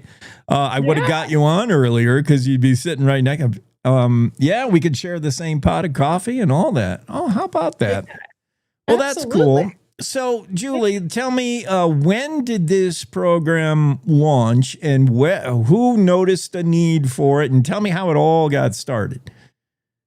Well, it was the whole idea of it was born on the day that we pulled out of Afghanistan. I was doing my normal training through Mentor Agility, and I got 3 phone calls from coaches by 9 a.m. saying that they had intervened in a suicide of a veteran because of the news. And I thought to myself, we could do something about this. And I'm not paying attention to my own state where veteran suicide is really, per capita is very high. So I picked up the phone and I called Tim Shepard, who's the Wyoming Veterans Commission. And I said, this is what I got. I think I can help. This is what I have. So he listened to me, as Tim Shepard always does. He always listens to the people who call him. And he said, let me think about it. And then he called me back a few hours later and he said, all right, tell me what you got. And within months, we had veterans into a training, and we were going to only give them a partial training. And then we realized, no, they need the full training, both individual and group coaching. So every Veterans Talking to Veterans coach is trained to the standards of the National Board for Health and Wellness Coaches and the International Coaching Federation. So it's very rigorous training, but very meaningful. I mean, there's personal transformation that happens within the veteran or the veteran's spouse, because if you can't treat a veteran just outside of their family.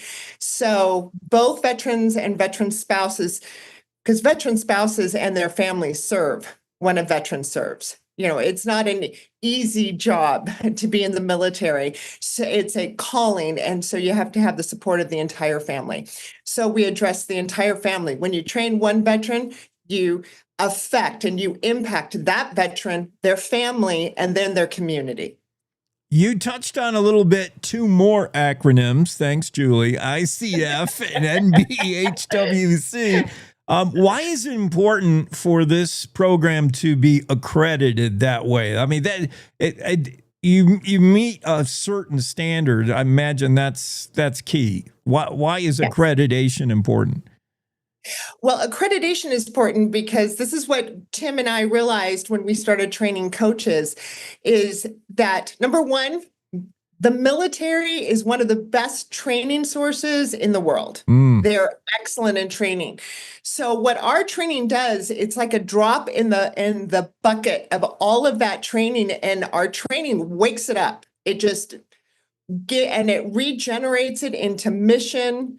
They now have a purpose. When you leave the military, you lose your sense of camaraderie that you have. I mean, you're fighting for your buddy next to you. And that's what you care about no matter how you serve in the military, it's the people around you that you become so tight with. So you suddenly lose that camaraderie, you lose your purpose, you lose your discipline, your structure around you. And then you go into this chaotic world of the civilian world that doesn't have those things naturally. You have to go out and create it. And so that's why a veteran gets lost, because they don't have the mission, they don't have the purpose, they don't have the drive, they lose their intrinsic motivation. So what our training does, which is very, very unique in its presentation, we treat trauma as ordinary. Everybody has a traumatic event in their life. And so what it does is we help people grow through that trauma. We don't see it as a mental illness. We just see it as a normal part of life. And so that training just wakes all that up, and it gives them that mission. It gives them the camaraderie. It gives them the self-discipline. The meetings when they're doing it out in the community is once a week. So it creates discipline. And it always ends with, what are you going to do? What are your next steps between now and what's going to happen next week? So our training is able to rechannel that all that training and really power and intrinsic motivation. And so it spills into the community, it spills into their jobs. They become more engaged in their jobs, they become more engaged in their families. Yeah, let me ask you. We're talking to Julie Elledge, by the way, veterans, talking to veterans, VTTV. And yeah, I have never been in the military, but from everything I know outside of it and learn, if you're, and you don't even have to see combat action. If you're in the military, that's a whole nother world. It works in a very structured way. It is a world outside of our world. And when you come back, when you leave that and come back into the other world, this world, it is totally different. Now, give me an idea where you help and come alongside veterans on the spectrum. It at the extreme, it's somebody who calls you at 2 a.m. and says, I'm thinking about doing something terrible. And at the other end, it's just little things like this is how you better fit in with your family, you know, work with your spouse, work in your community. So what along the whole spectrum of things that veterans suffer with, from little to real big, I'm assuming you're there for any of it. Well, that is such a good question. Thank you very much for that question, because a lot of people assume that what our coaches are trained to do is, and what their traumatic event in their Suicide life, prevention, or yes, it's that they think it's that they've seen violence. But that's a big assumption, and that's not often what when you're in the military, you often have, for example, long separations from your family. So you may never see any kind of combat, but that doesn't mean that you haven't had traumatic events. So those long separations, the trauma may be because your child started using drugs, or because somebody had an affair, or all kinds of things that can cause that traumatic event. Because it's not the traumatic events, it's how you respond to it. So those things are it's normal. As a human being, having traumatic events are normal. It's how you respond to it. And so what our coaching does is it treats the potential of that person. It helps to bring them out. And if somebody is engaged and involved in their family, their work, and all that, they're not thinking of suicide. So our coaches are trained to be able to intervene in the moment. They have excellent training through Prosper as well as part of our program. We have they're trained in Prosper training, and then they've got tons of suicide training. But their training is really helping veterans thrive. That is the key, whether it's at work, whether it's in their family, whether it's in the community, because VTTV has a community program and a workplace. We have coaches that are placed strategically in the VA, the VOA, lots of acronyms, but they also do their job in when they connect with veterans through organizations that are heavy in veteran, that either have heavy contact or a lot of veterans in the workplace. We're talking to Julie Elledge, Veterans Talking to Veterans. It's a Wyoming-born program. Now, when I try to learn more about what you're doing and what it's all about, and especially online, I'm sent to mentoragility.com. What is Mentor Agility? How does that work with VTTV? Mentor Agility is the training company. So in what we do with VTT is we train them to veterans and spouses to be certified coaches that can go on for credentialing. But then the Wyoming Veterans Commission also, what we do through the Wyoming Veterans Commission is we also provide what's called wraparound services. So we supervise them. If they do intervene in some sort of suicide, they call us immediately and we go through it with them, because we don't want them to carry that that experience and worry. So they make sure that they've done all the things that they should do, but also, you know, we're constantly working to make sure they have the marketing materials to reach out, and that they're within their scope of practice, and that they're continuing education and things like that. So we are constantly with our VTTV coaches. We become a family, and when they're trained with their cohort, all VTT coaches are very, very tightly woven. They make lifelong friends. So they're not doing it alone. There's a network. It's like a net across the state. Yeah, and I want to talk about across the state, Wyoming. There's a good reason why VTTV has been stood up in Wyoming, because Wyoming is isolated. There's a lot of rural communities. For instance, Julie and I are in the Hoback in the nation, and my nearest neighbor is, I don't know, like a mile that way, and the next one's another. That throws a whole different wrench into the deal. Living in like many veterans can find perhaps a support resource in urban environments, but what about rural areas where isolation is for real? Well, the goal is to have a coach in every small community, and but not only every small community, but also different types of community where there's vulnerable populations like isolation and things like that.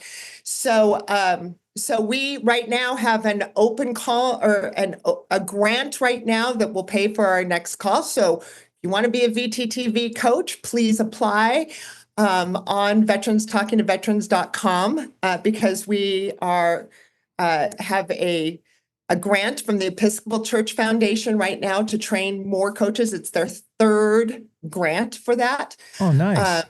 And so what happens is there's something special. Like we have online programs like this through Zoom, but we also have them in the community.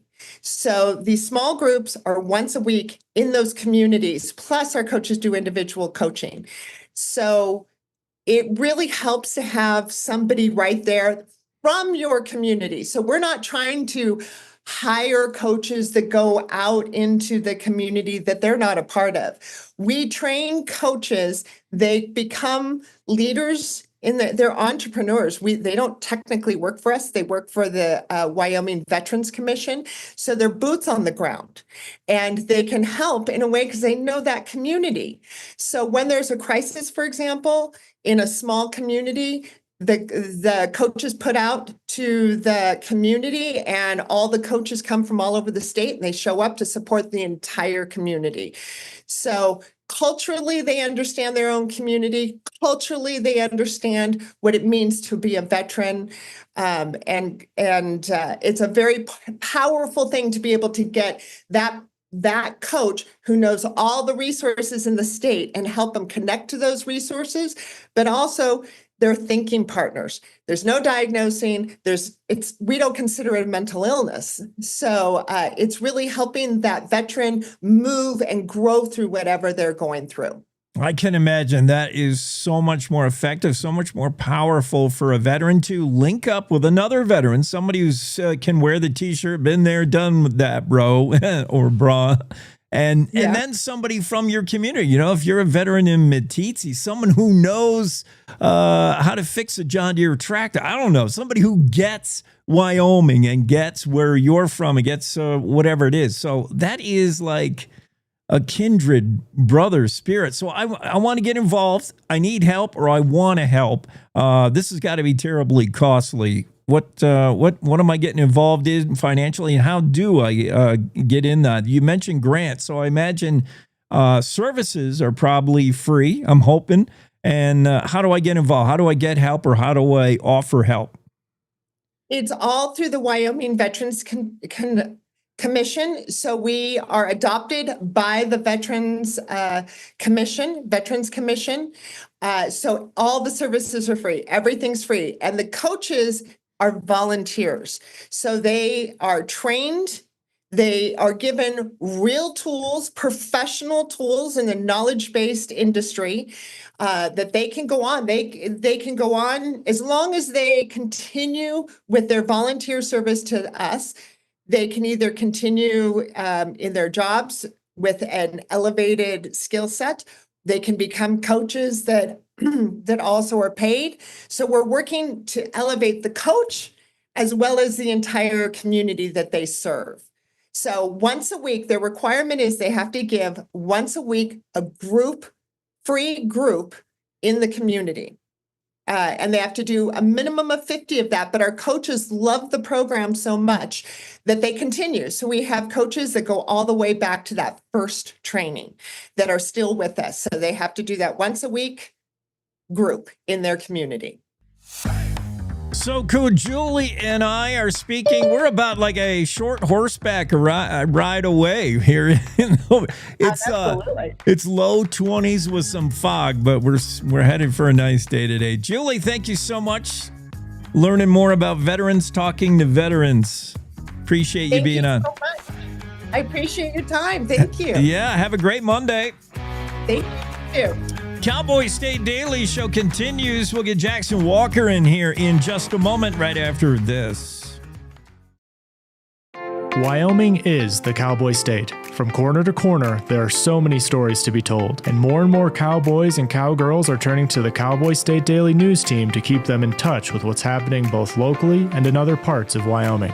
I'm Riley Strand, videographer and production assistant for Cowboy State Daily Video News. We're proud to bring the most important stories to our viewers every day. The stories that start conversations, the stories that make us laugh, the stories that make us think. Our experienced journalists at Cowboy State Daily are crisscrossing the state every day, talking to those who know the news best. Every day, host Wendy Core and I talk to the reporters who are covering the topics, issues, and people that are important to Wyomingites. And in our daily newscast, we bring you those stories.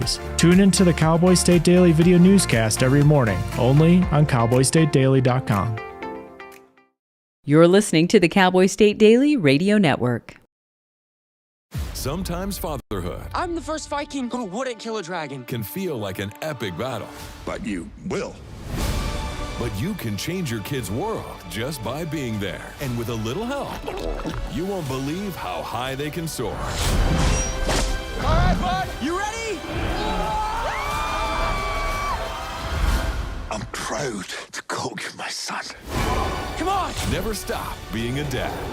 To learn more, visit fathersincorporated.com. Logan Wilson here at the M Building in Casper, Wyoming. They do more than just support businesses and private events. They support nonprofits by offering reduced rates to help the community thrive. The staff here at the M Building have been incredible in helping me organize a fantastic event. They are great partners for those who want to make a positive impact on the community. Come check out the M for your next event.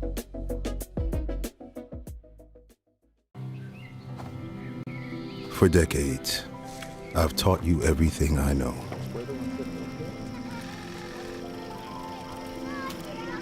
How to safely build a fire.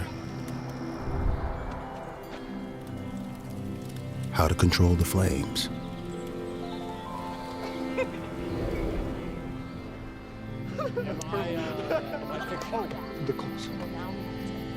What to do with hot coals. How to secure your chains.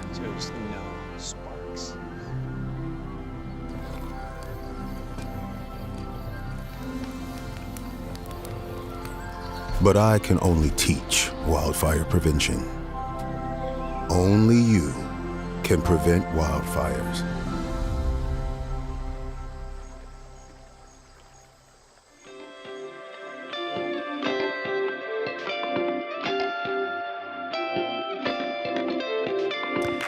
Cowboy State Daily Show with Jake continues. Jackson Walker joins us live from Lingle, Wyoming, where he is still trying to get out of the Ellis Harvest Home maze. It's a tough one, man. Are you still lost in the maze, or did you make it out? I am. Yep. I'm currently live from the cornfield right now, trying my best to get out of here. Yeah. They're going to send a rescue drone any moment for me. We've got to this way. Yeah, you need the overhead perspective. Did you really go and check out the maze? And did you do it?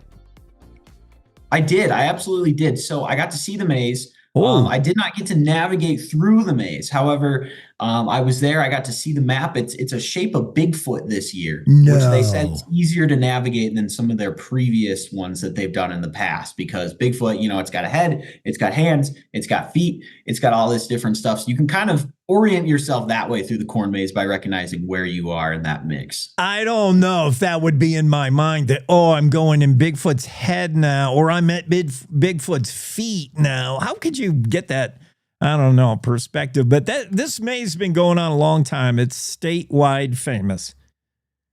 Yeah, it's been going for 18 years, and every year they've had a different corn maze design, and the theme is always inspired around something different. They decide every year a different thing.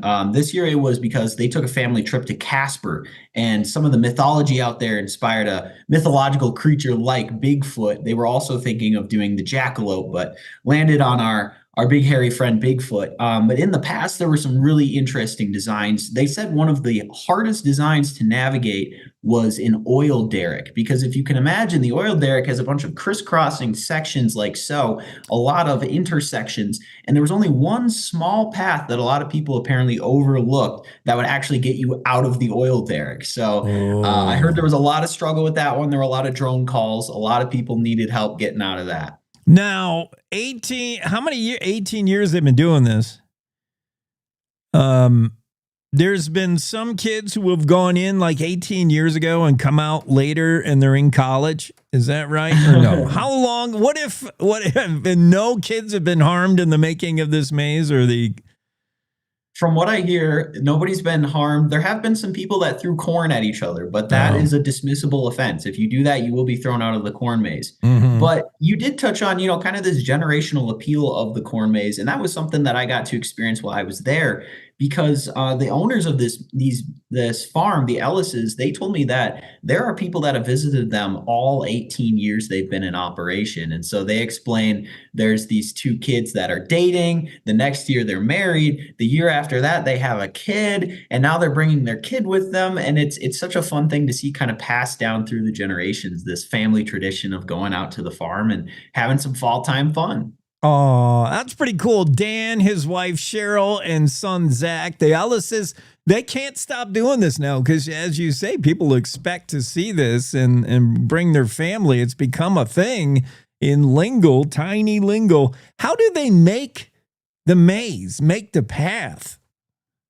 That was my question, too. I really wanted to know, because I had never gotten to the bottom of that. I mean, I'm from the Midwest. I've been to corn mazes all my life and never figured that out. So it apparently they contract with a company that's based out of Utah, and this company will arrange their cornfield in a grid. And then based on that grid, they will know where to mark where the paths go. And essentially what they'll do is they'll plant the corn early in the year. And then as they're ready to start building the path, they will spray a chemical that kills off the corn just in a certain area that creates that path. So they have it down to a science. They've done this a lot of times before. And it seems like it's just something like clockwork now. Every year they have to decide on a new design, and they hopefully get that going. I think it's around early summer, maybe even in the spring, when they start getting all this together. So it's a year-round ordeal.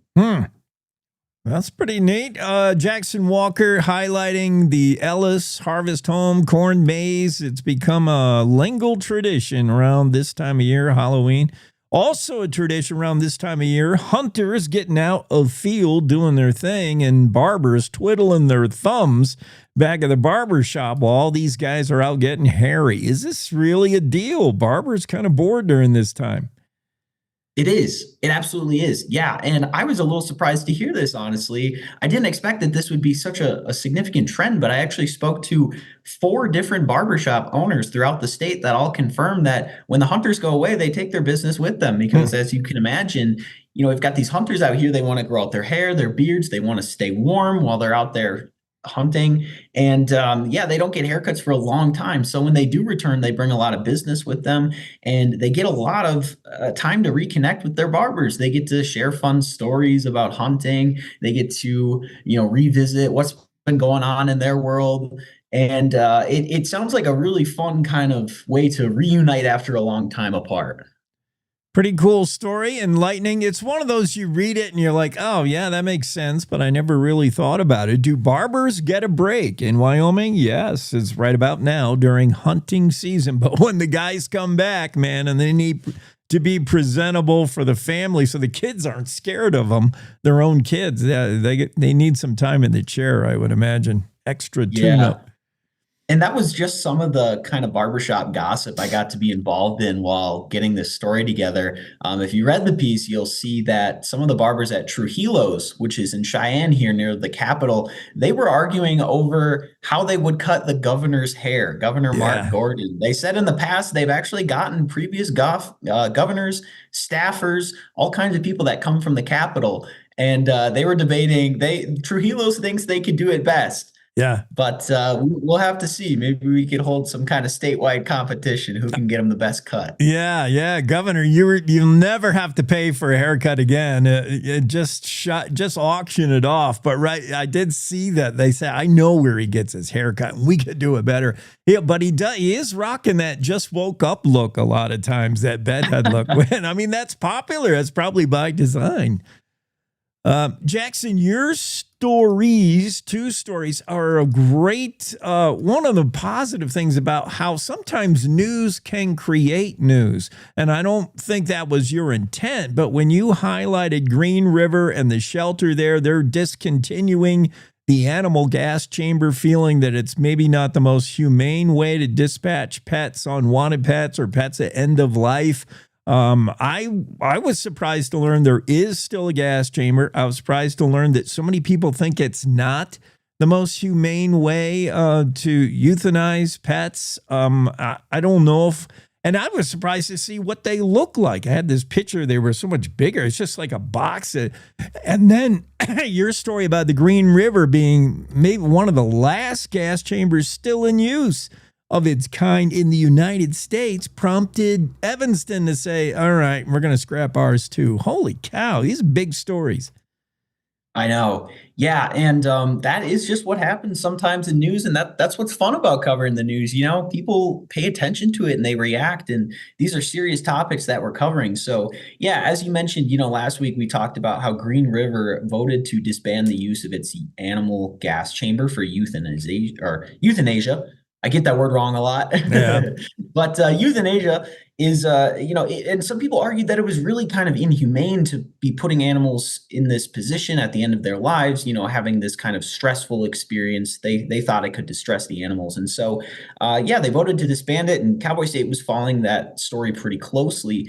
And we followed up with Evanston because they were one of the only other places known to still be using this. And we talked with some officials there, the chief of police, the mayor, and they actually gave us the scoop on that story. They told Cowboy State Daily that they were going to pass a similar initiative there in their town. It's a little different, I believe, in Evanston than it was in Green River because it doesn't require a council vote to ban the use of the chamber, but the council is going to have to vote in the coming days about what to do with the chamber because it is city property, so they can't just take it to the dump. They kind of have to do something wise with it. But they were telling me that they are trying to make it so that this will not be used again. So they're not just going to auction it off or just put it in the dump. They're going to try to dismantle it and make sure that no more animals have to go through this experience. So it was something that was pretty cool to be a part of. And I was just glad to see some of the outpouring of support from animal rights activists and people that were really invested in this process. Yeah, and I think what it comes down to is,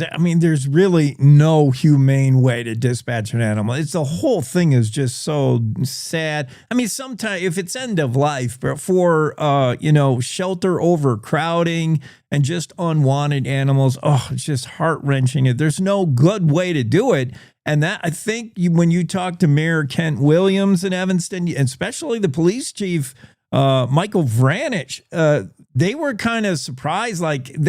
There's a big groundswell, this is not good anymore. PETA is we don't want the gas chamber anymore. But the police chief is saying, this is an accepted method by the veterans, whatever, the vets across this country. And he's like, I still think it's a humane way, but we see the writing on the wall. We're going to get rid of ours.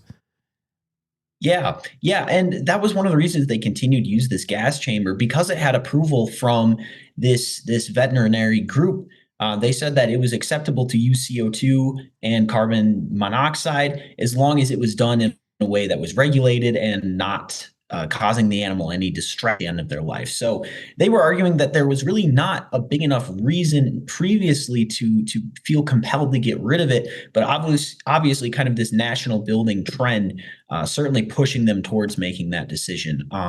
They did argue, some activists argue that the lethal injection is the more humane way to go when putting an animal down at the end of their life. But this can create kind of cascading effects down the line, because if you can imagine an animal's body ending up in a landfill, if something were to eat that animal or perhaps eat like the bugs that have eaten that animal, they can still be impacted by the effects of the lethal injection. They could actually die because they consume that animal. That's what I heard from some activists. So there's a lot of discourse going around about, what is the most effective way to approach these situations. And it's certainly something that we're going to be continuing to monitor in the future here. Yeah, and also injection involves hands-on for shelter workers, and that's tough emotionally. Yeah. Great stories. Jackson Walker also had the story about Sweetwater's out of money to pay their juries. They had to go get another $50,000 real quick. Good stuff, Jackson. Appreciate it. Have a great Monday. Awesome. You too, Jake. All right. Jackson Walker joins us, Cowboy State Daily. Some very interesting stories from him. That gas chamber at the shelters, that was huge. Green River and Evanston, maybe the last two that were still using a gas chamber device to euthanize pets. No longer. We'll be back. Top of the hour news next for our radio affiliates. We'll see you on the other side of that. It's time to take a look at what's happening around Wyoming. From the Cowboy State Daily News Center, I'm Mac Watson. Remains found Saturday morning near rural Gering, Nebraska, may be that of a Moorcroft man named Chance Engelbert, who mysteriously disappeared in July of 2019. Cowboy State Daily's Jen Coker reports that Engelbert's family and a private investigator have been working tirelessly to solve his disappearance. The second he disappeared from Moorcroft, the family was extremely concerned because, of course, he had been to a family vacation with his in-laws in Gering, Nebraska. And when he disappeared that night, it threw everybody, including the family, because this is not a guy who would disappear. This is not a guy who would walk away from his life willingly. He was a young dad, 25 at the time. The remains were discovered in Scotts Bluff National Monument, about 4 miles from where Engelbert was last seen on video surveillance, walking alone in a neighboring town. 100 years ago, the Midwest Oil and Refining Company set up lights that would redefine when and how the nation's high school athletes could play. It was the first, if you will, Friday night lights, except it was on a Thursday. This past Friday, under the lights, Cowboy State Daily's Dale Killingbeck was there to mark the 100-year anniversary and the football used at that game. It was brought out at halftime. In Midwest on Friday night, they celebrated a century of Friday night lights. And actually, the first game was played on a Thursday back in 1925 on November 19th, but their schedule doesn't go to November 19th, so they celebrated 100 years this past Friday, and the team now plays a 6-man game instead of 11. The local Salt Creek Museum brought out the white football used in the 1925 Yellow Dogs game to allow the 2025 football team to take a photo with that historic ball.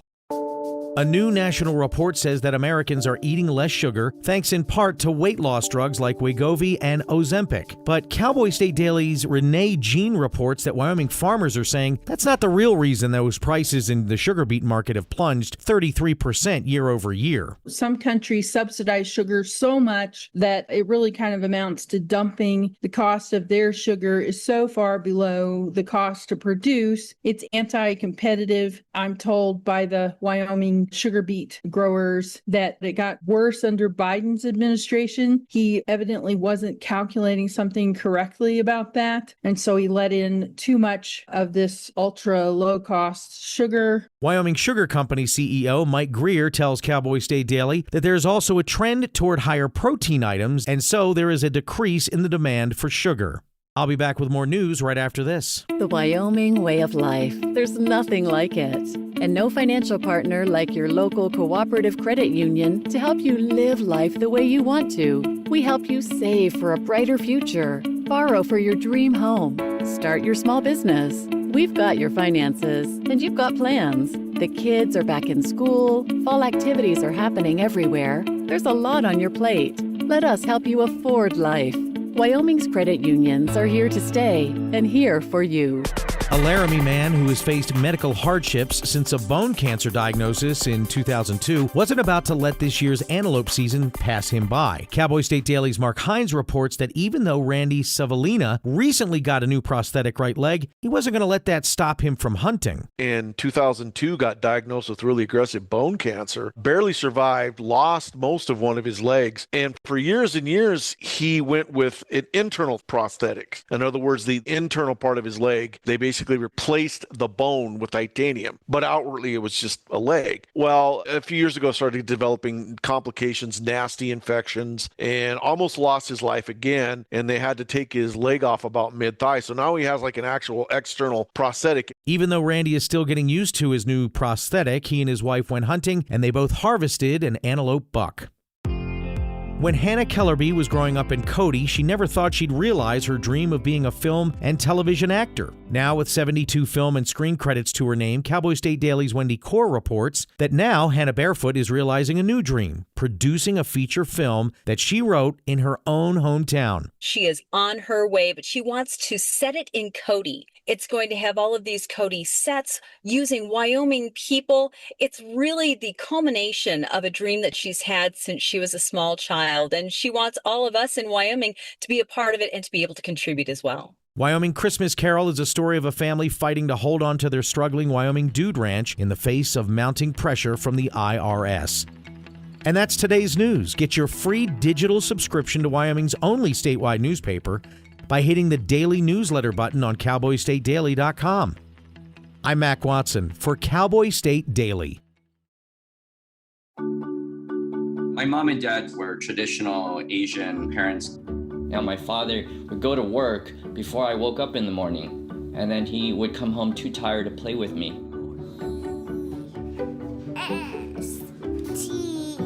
I tell my son, I love you every single day. I love you. Now, my dad has never said that to me. Not because he doesn't love me, but because culturally it wasn't comfortable for him. So I teased him the other day and I said, how come you never say that to me?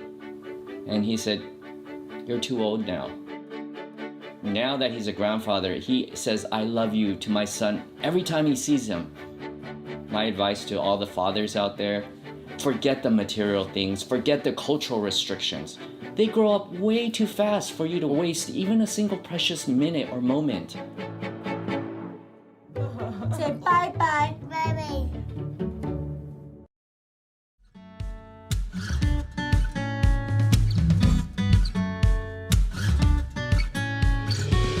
Monday edition of the Cowboy State Daily Show. That means right about today at this time, D-Med joins us. There he is, David Madison. Good morning. David, where do we start? Maybe with the slobbering bear. Slobbering bear works for me. Montana's forgotten mascot. Whatever happened to that 1970s slobbering bear? Well, it was kind of fun for me to have this story cross my desk last week because back in August, I moved my daughter into Jesse Hall, to the top floor of Jesse Hall at the University of Montana. And I walk into the lounge and I see this giant mural of this slobbering bear. And I thought it was the funniest thing. So I took a picture. And then here comes news from the University of Montana that for the homecoming game this past weekend, they were going to party like it's 1995 and go back to the throwback jerseys they wore when they won the championship in 1995.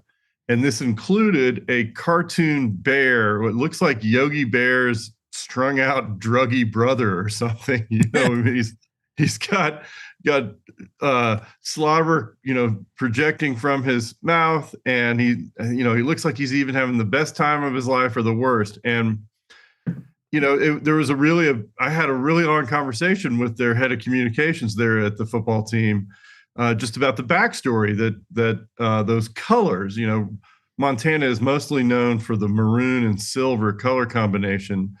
But back in 95, when they won the national championship, they had a tribute to the schools, to the state's mining history. And so there was silver, gold, and copper colors. And so anyway, for some reason, after they won the championship, they got rid of those colors, which was confounding to a bunch of fans. And I think they were happy to see it come back this weekend. Yeah, Otto the Bears, totally retro. I love it. Has that 70s feel. It has an old kind of feel. I love when you come back and acknowledge some of the beginnings. Otto, although sometimes I call him the meth bear, he does look like late night Saturday night. The guy you find in the alley who's being taken away in the back of a cruiser, but it's cool. He looks like he's ready to go beat up another college team in a football game, maybe. Very, very whimsical. You know, he was created as a basketball mascot, but has been co-opted by the football team, at least for a week. And I don't know why he is, for some reason, memorialized in the lounge. It's one of the tallest buildings on campus at the University of Montana. It has beautiful views of the mountains, but you walk in and you can't really focus on the mountains because you're just struck by this huge slobbering bear on the wall. They've never forgotten Otto in the lounge. They've been rocking that look since he came out. Good for them. Montana's gonna walk you back on a throwback Thursday, throwback Tuesday, whatever it is. Your story that came out, we didn't get a chance to talk about this when it came out. I had lots of opinions on it. Jackson's debating a lodging tax increase, but some who say we don't need any more tourists point to Angry August, which has honestly become Angry June. I mean, by June, we've already had it with tourism. It's a debate in Jackson. How much tourism is too much tourism?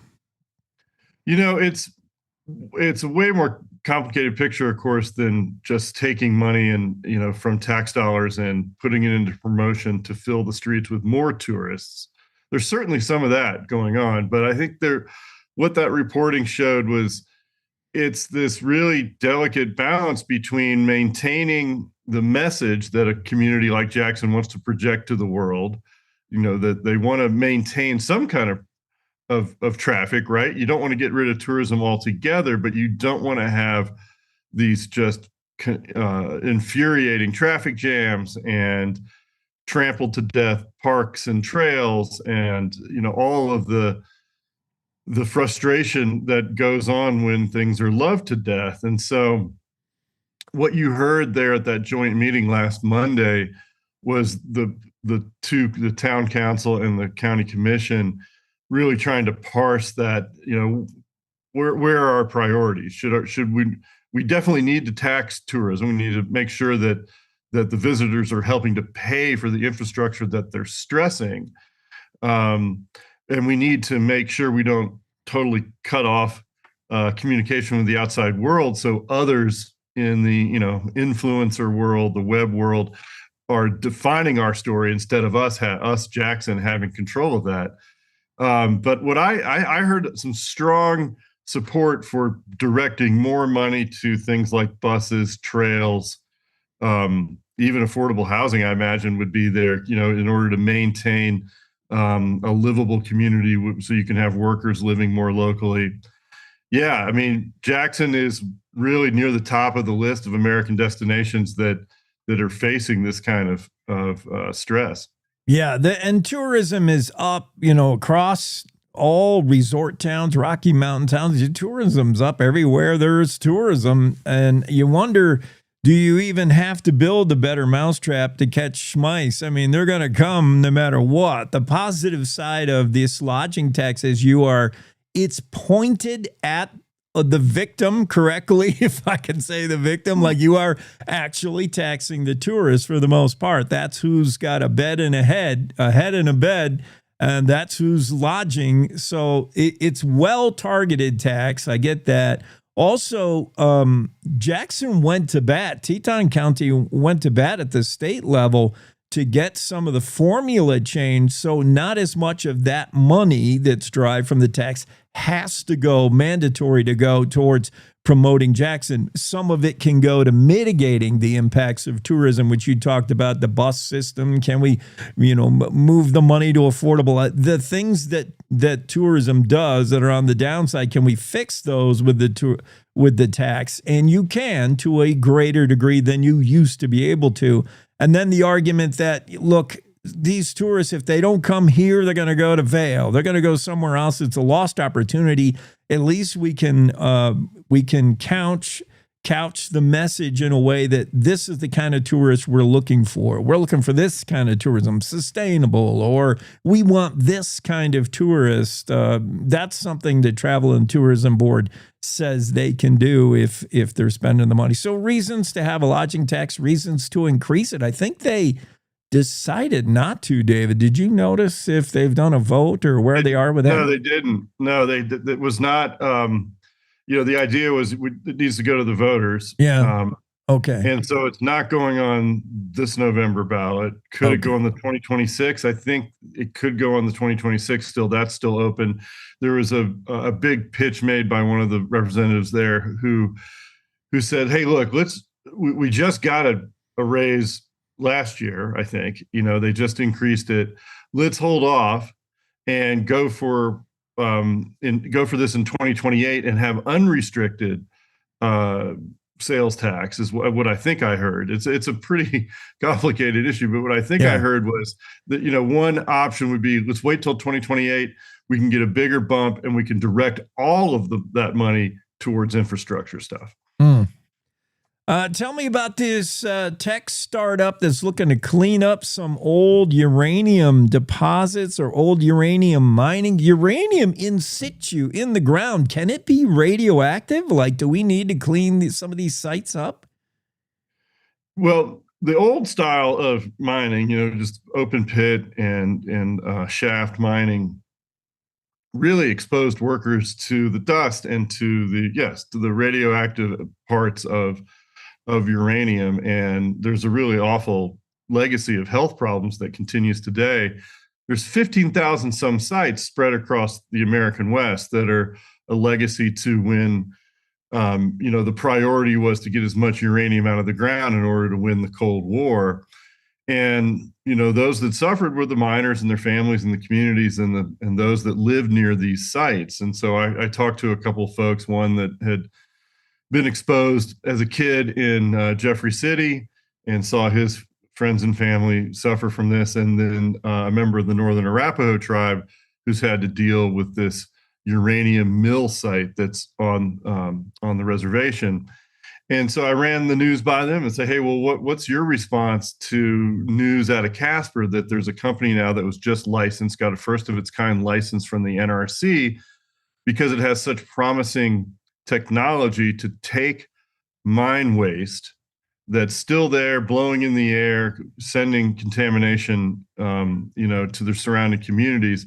The idea is you can take that waste and basically lower the radioactivity through a patented process they have using slurry, where you crash the mine waste against each other and separate out the really radioactive parts. And you can, to the point where you can even recycle some of that as fuel and help pay for the whole process.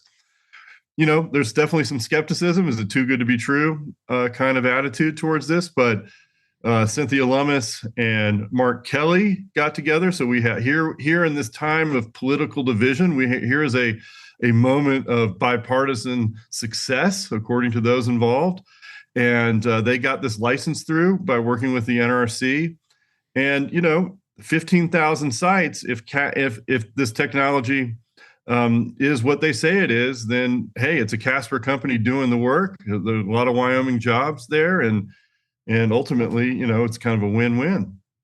Yeah, we could see the benefit come to ghost towns like Jeffrey City, similar ghost towns all the way up into Canada. Interesting story from David Madison. Let's move towards the Patagonia founder. I've never had a chance to meet Mr. Schwinar, but man, the tales I've heard of this guy, he is so cool. He's like, one of the most interesting men in the world. If I ever decide, He remember the commercials of the dude who does them. If I ever decide to climb a mountain, I'm going to do it naked. Chouinard is just, man, he's just different. Yeah. Johan Chouinard, founder of Patagonia, who, famously basically gave away his company to his employees and has been just a fanatic for fishing. His whole life has benefited from learning from the masters. He had a packed house there at the University, Montana State University in Bozeman, which holds one of the largest collections of literature about trout and salmon and fishing.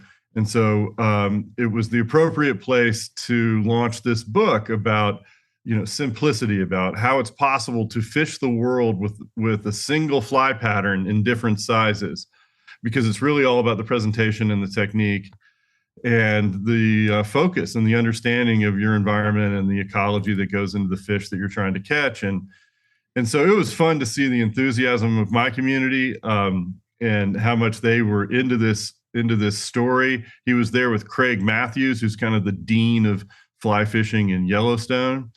And what stood out to me was the story he told about how he said he was at his doctor's in Jackson, and that he was, he comes at any story about climbing Yosemite from a personal point of view, because he was one of the first people to do it. I think he said he did El Cap he climbed El Cap back in the day in like 3 days. And he was using this as an example, that he's at his doctor's in Jackson. He says, "Oh yeah, my son and his friend just climbed it naked at night." And he says, basically the point of the story was you can advance a sport by having less. And I thought, I'm glad that wasn't my kid's story, because my kid's a climber too. I hope I don't have to endure some stories like that. But yeah, he's a very down to earth, obviously guy, very low key. I spoke to him before the event, and he, basically just reiterated the message that he would deliver later and said, look, it's the fact that I've reduced my huge collection of fly boxes down to one little kind of like Altoid sized box, is a metaphor for humanity, that we all need to figure out how to do less, because we're living on a planet that's consuming more resources that are sustainable. So I think that was his key message, and this book is meant to inspire that. Huh. Yeah, this guy Chouinard, he has always walked that talk, getting to simplicity. And for a guy who says it's not the gear, it's what you do with it, he encourages you to get rid of the fishing gear, get rid of all those jackets. For the guy who founded Patagonia, you would think this is an anti-marketing message, but that's who he is, and that's why we love this guy, Chouinard. He is different. You got a chance to see him right up there in Montana. That's cool. Yep. Yeah, it was standing room only. They were turning people away. It was, a special moment. It to the point where a guy who's running for mayor, saw an opportunity to do a stump speech and had water as his key message. It was a unique experience for sure. Let's go to Grable, Wyoming for the final story of David Madison. Grable's historic pump house, looking for new life, looking for an updo, a glow up for maybe a brewery, a restaurant. Where is this? The owners thought they were going to do something with it, and now they just say it's going to be too much. What's going on with this building? Yeah, it's been sitting idle. So this family had lived in it back in the 50s and 60s. Yeah. And then it became kind of a workshop, a junk shop. And so I think since 1990, it's basically just sat there, and it's a beautiful piece of architecture right by the river. Yeah. And it has this, it was used as a pump house to cool the refinery, that the oil city, that the self-proclaimed oil city of its day was Grable, not Casper, at least according to historical research around the matter. And they needed a pump house to cool this refinery down. And because there's water coming and going, they use this ceramic brick on the interior. So it's really just one of a kind interior with this old industrial white ceramic brick. That caught the attention of Cheap Old Houses, the HGTV series that celebrates old structures with lots of potential.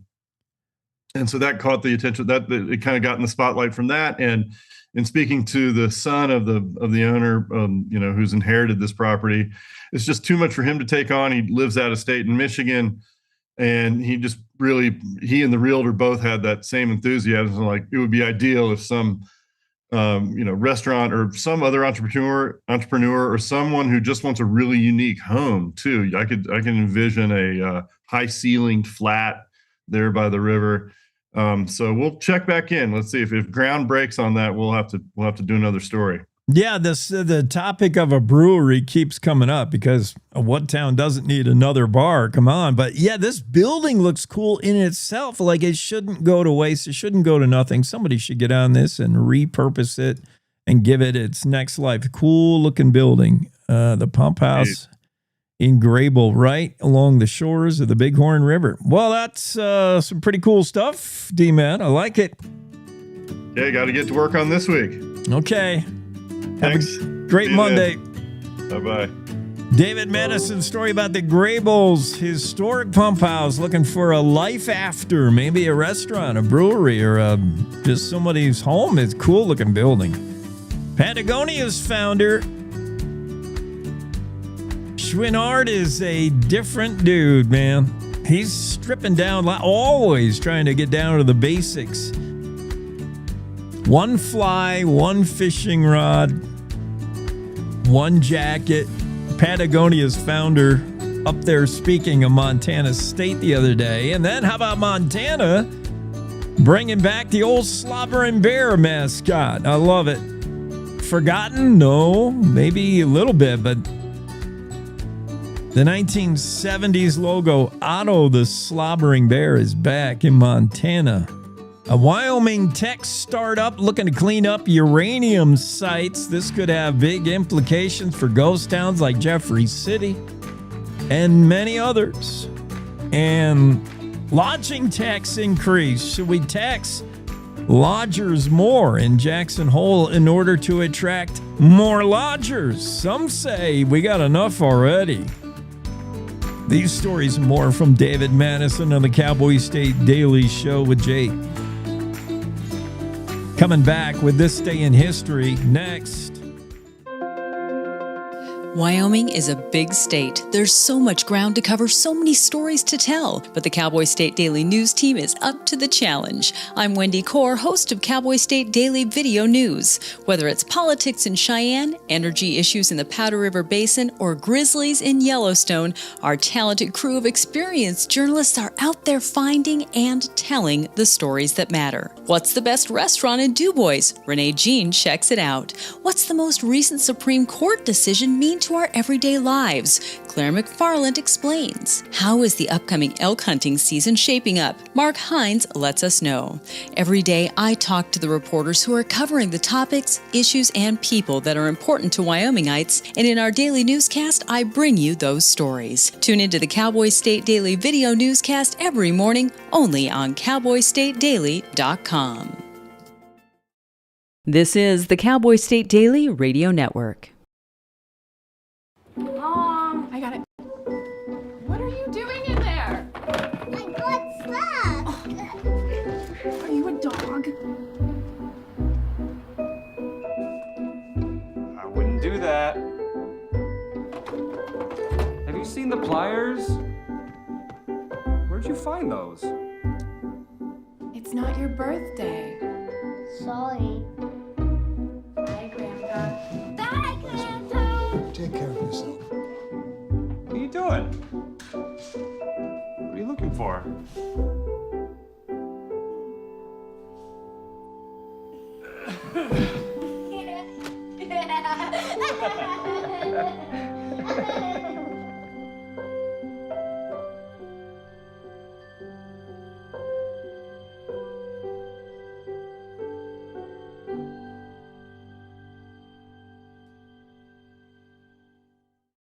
I don't know how many kids in my son's school even do it.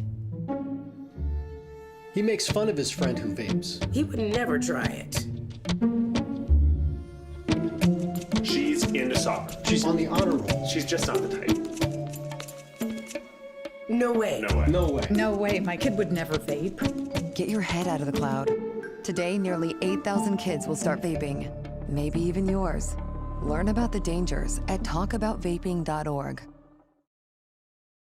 Life's daily battles are not meant to be fought alone. We're not powerless, so long as we don't lose sight of what's important. Don't be afraid to seize that moment to talk to your friends. Cloud, you okay? Because checking in on a friend can create a safe space.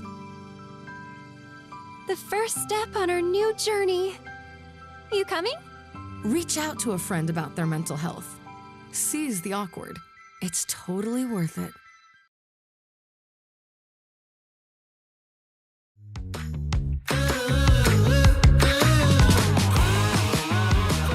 It's time for this day in history. This day is October 13th, and I'll warn you, I'll prepare you, not much happened on this day in history. So the barrier to entry is low if you want to create your own day in history, October 13th, 2025. You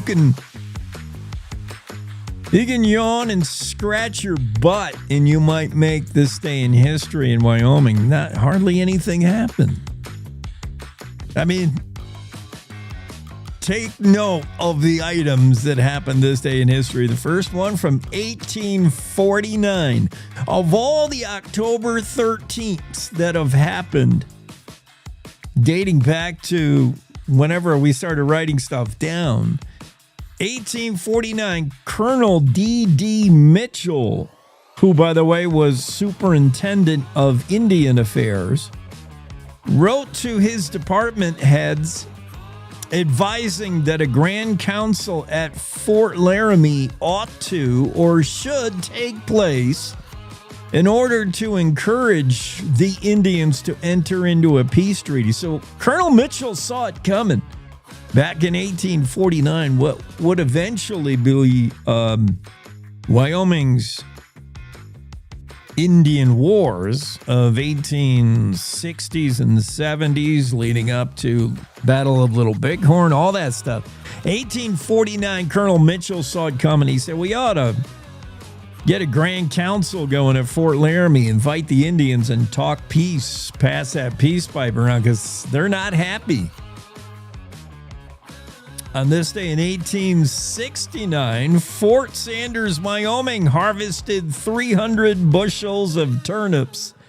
I told you nothing happened on this day. Seriously, this has maintained its spot. Even through the cyberspace age, has maintained its spot. Nothing has knocked it out because nothing has happened today more important than October 13th, 1869, I harvested 300 freaking bushels of turnips. Wow.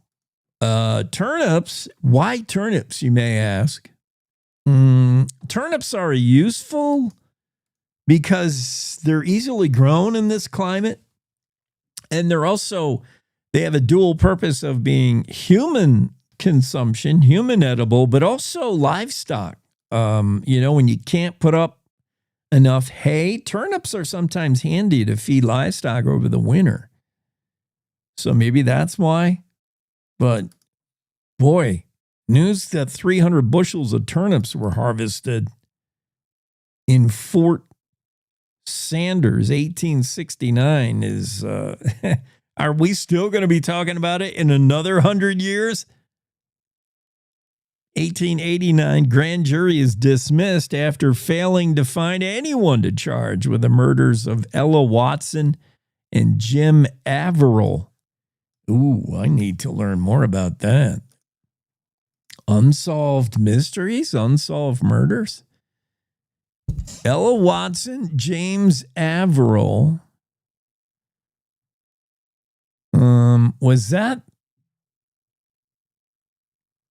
It was not Cattle Kate, was it?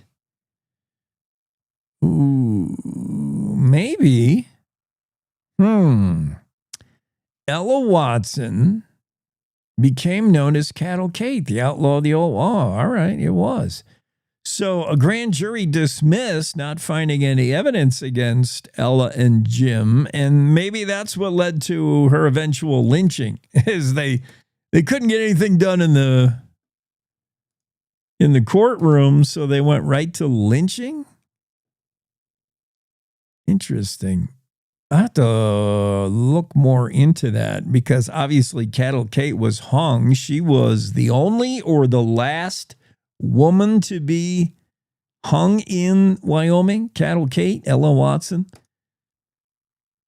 I used to know the story better on like why James Averill also factored into the picture. I just can't remember now. It's been so long. But that's a story in itself. I mean, Ella Watson and the whole Cattle Kate thing. Grand jury dismissed after failing to find anyone to charge with the murders of Watson and Averill. So the lynch mob, it was the lynch mob they were looking to charge, not Ella. She was already dead. All right. And that happened on July 20th, I want to say. Ella was, I think her boyfriend was Jim Averill. Ella Watson, James Averill were accused. The thought was they were cattle rustlers. I think later looking back, hindsight showed that maybe they weren't. But that was the accusation, and a lynch mob just took care of business and hung Ella Watson and James Averill. So looking for who were the hanger, who was in the lynch mob, a grand jury was convened, and a grand jury couldn't find anybody to charge. On this day, 1889, grand jury dismissed after not being able to ID anybody in the lynch mob, which you would assume in Wyoming they just sort of. What is my wife texting me? Oh. Yeah, you would assume, they probably members of the grand jury were in the lynch mob, or they, it was a close relation or a good friend. Who knows? But yeah, they didn't find any reason to convict or anybody to convict. It's time for the Western Ag Network's Rodeo Roadshow. Will, what do you got? It's the Rodeo Roadshow on the Western Ag Network. Hi, everybody. I'm Will Rasmussen. So good to have you along. Today, my niece Paige Rasmussen joins me, a former National Intercollegiate World Champion. But more importantly, she is an employee of Turning Point USA. We'll talk to Paige today about how that employment all came to be. Interesting conversation for the next couple of days on the Roadshow. Coming up next. This is Rachel Gable at Western Ag Network. Ag news can be heavy, and making a living in this industry can really be challenging. We understand. If you or someone you know needs a mental health resource, the Agri-Stress Helpline has trained folks answering calls and texts to 833-897-2474. We're proud you turned to us for your ag news, and we want to remind you just how valuable you are. Be careful, and don't forget to check your cows, check your fields, and check your neighbors. Sheep producers and industry members, save the date. The 2026 American Sheep Industry Association Annual Convention is set for January 28th through the 31st in Reno, Nevada. It's the one time each year the entire U.S. sheep industry comes together to share ideas, set priorities, and strengthen the future of American sheep production. From policy to innovation, don't miss this key gathering of producers, leaders, and partners. Get all the details at sheepusa.org. You are working for Turning Point USA, and we'll talk about the past month or so here in a minute. But how did you come to get a job with Turning Point USA? Tell me how that all came to be. Yeah, it's kind of a funny story. I was on a completely different path. I was doing neuroscience research at MIT and was really focusing on going the medical route and going into healthcare. But after, just some opportunities that arose and kind of feeling like I wasn't on the path I was meant to be on, I decided I wanted to do something where I could share my values and where I could help young people do the same. And so I just looked at Turning Point, and they had an opening in Dallas, which is where I wanted to move. So I felt that it was just kind of meant to be.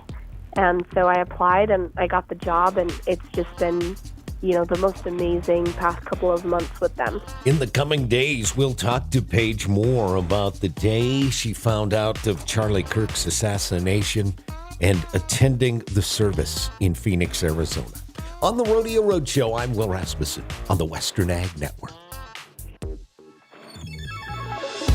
This is the Cowboy State Daily Morning Show with Jake. Yeah, just on a story of tragedy. Claire McFarland has a story. She had the original incident when an 18-year-old got in a car accident that ended up killing one of the passengers. Her friends. It was a car full of all friends. The 18-year-old driver struck a bull elk doing 100 miles an hour. All four of them allegedly high on marijuana. Not that has anything to do with anything, but does impair your driving ability. It does slow down your reflexes. The teen charged after the 100-mile-an-hour elk crash is facing a pretty hefty prison sentence. Hopefully this is a lesson to the next 18-year-old who just chooses to do something dumb. I mean, who among us hasn't found a remote stretch of road and just said, I wonder how fast this car can go. I get it. I did it. A lot of teenagers have done. I wonder how fast I can go. I wonder if I can get to 100. But when you do it under the influence of a drug or alcohol, that's huge factor. Now you've just, tripled 10 times the chance that something's going to go wrong. And when you do it in animal country, elk country, it's just dumb. Just dumb. There's nothing good about this story. Claire McFarland writes a story about Genevieve Boomer, who was driving. Her twin sister was in the back telling her, slow down, Genevieve, slow down. She kept telling her, you're going too fast, slow down. Samantha Brooks was ejected from the vehicle and killed. This happened on July 14th in Carbon County on Highway 487. I think Claire had that original story when it happened about 5 in the morning. And I'm sure they all didn't wake up at 4:30 and go for the joyride. I'm sure this is a continuation of the night before. 5 in the morning on July 14th, a car struck a bull elk head on, causing front end damage. Because they were going so fast, the law enforcement that arrived, the troopers said, if they were doing 70, they probably wouldn't have hit the second bull elk. They hit the first one. That did damage to the car. But it was the second one, I think, that eventually caused the ejection of Samantha Brooks, 18-year-old, and killed her. And had they been doing some more of a reasonable speed, probably wouldn't have been this bad. One of the officers that arrived was Highway Patrol Lieutenant Caleb Hobbs. He was first on the scene at 5:52 a.m., found the gray 2004 Toyota Avalon with Wyoming tags on its roof, upside down. 2 dead bull elk, one on the road, one off the road.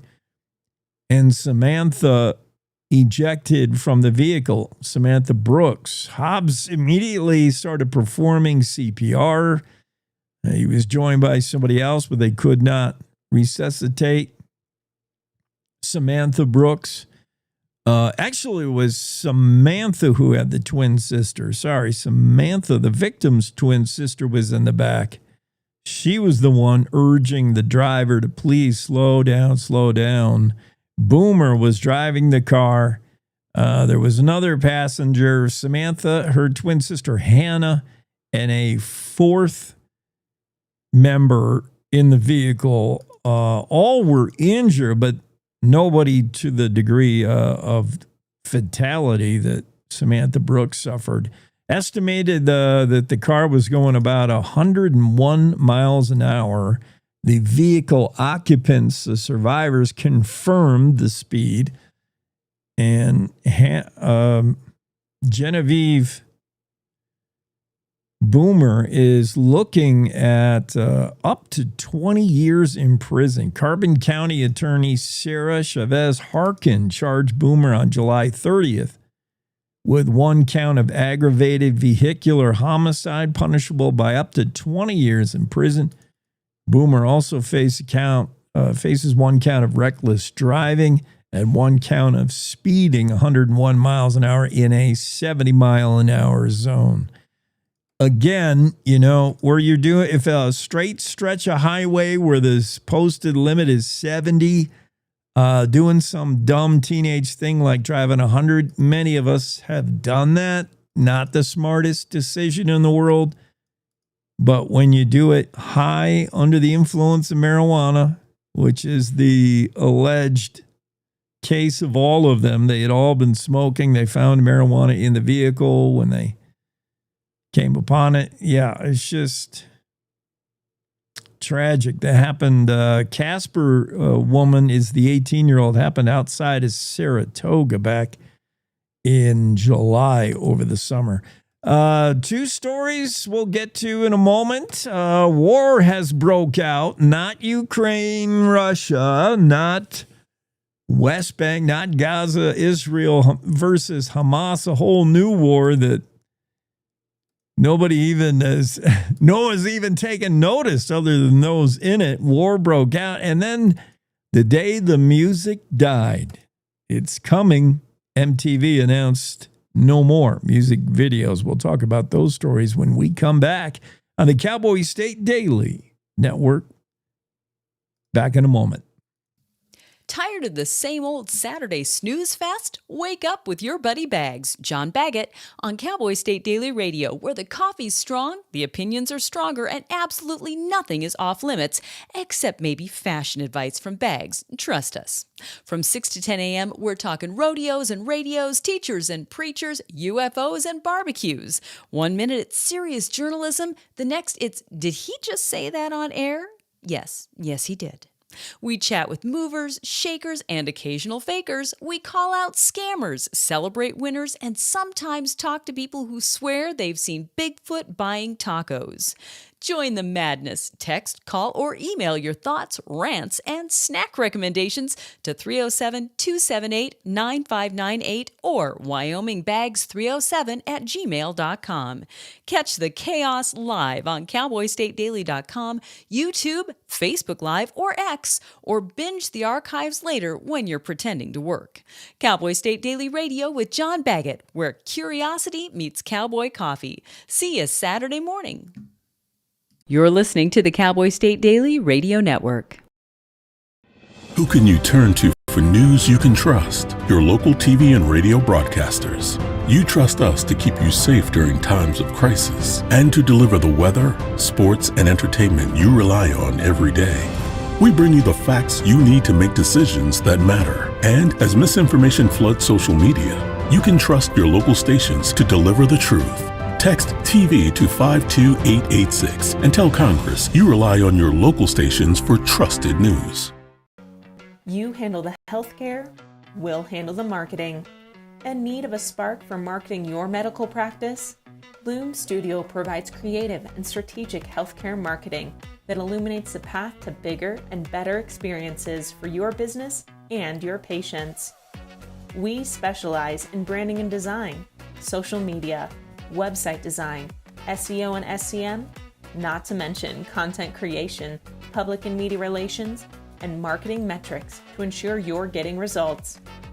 If you're looking to increase your patient engagement and retention, enhance your community impact, and streamline your marketing efforts, our team is ready to help you achieve your goals. Contact us today and learn more at loomstudio.com.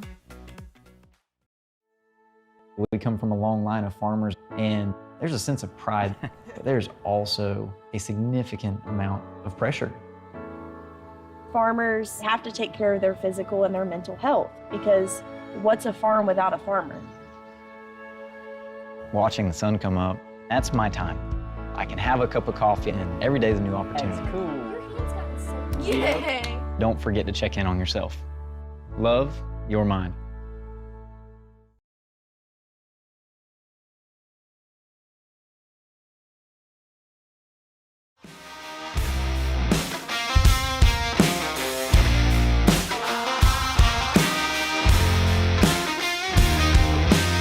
Yeah, it's the Cowboy State Daily Show with Jake. On a Monday, sorry for that. It's Monday. Couldn't avoid it. Can't get away from it. Let's just embrace it. Monday. Duck. MTV says it's shutting down its music channels after 4 decades. The TV station that wrote the book on music videos and was so much more. MTV Cultural Revolution. They gave us VJs. We didn't know what a VJ was before MTV, right? Remember the original VJs, MTV VJs? Where are they now, huh? You know, interesting side note, interesting trivia. I played softball against the original VJs, most of them. I can't remember who was there except for Nina Blackwood was there. I played, I lived in New York City at the time when MTV was huge and they had those original VJs. Do you remember? And this will be going back too far for some of our listeners. Mark Goodman was one of them. Alan Hunter, Nina Blackwood. You remember Nina Blackwood, the hair. She had the Farrah Fawcett hair going. J.J. Jackson, Martha Quinn. She was like the girl next door, VJ. If you're doing the Gilligan's Island, Nina Blackwood was the who are the Gilligan's Island characters? I should know. I love that show. Tina LeWitt, Ginger. Nina Blackwood was the Ginger to Martha Quinn's Marianne, let's say. Adam Curry, you talk about pretty boys. Adam Curry had better hair than all of them. Pauly Shore was one of those original ones. Downtown Julie Brown, she was one of them on the softball team. Downtown Julie Brown was there playing. I played softball against her. I remember that. And then a whole bunch more like side ones. So yeah, and the softball game came about because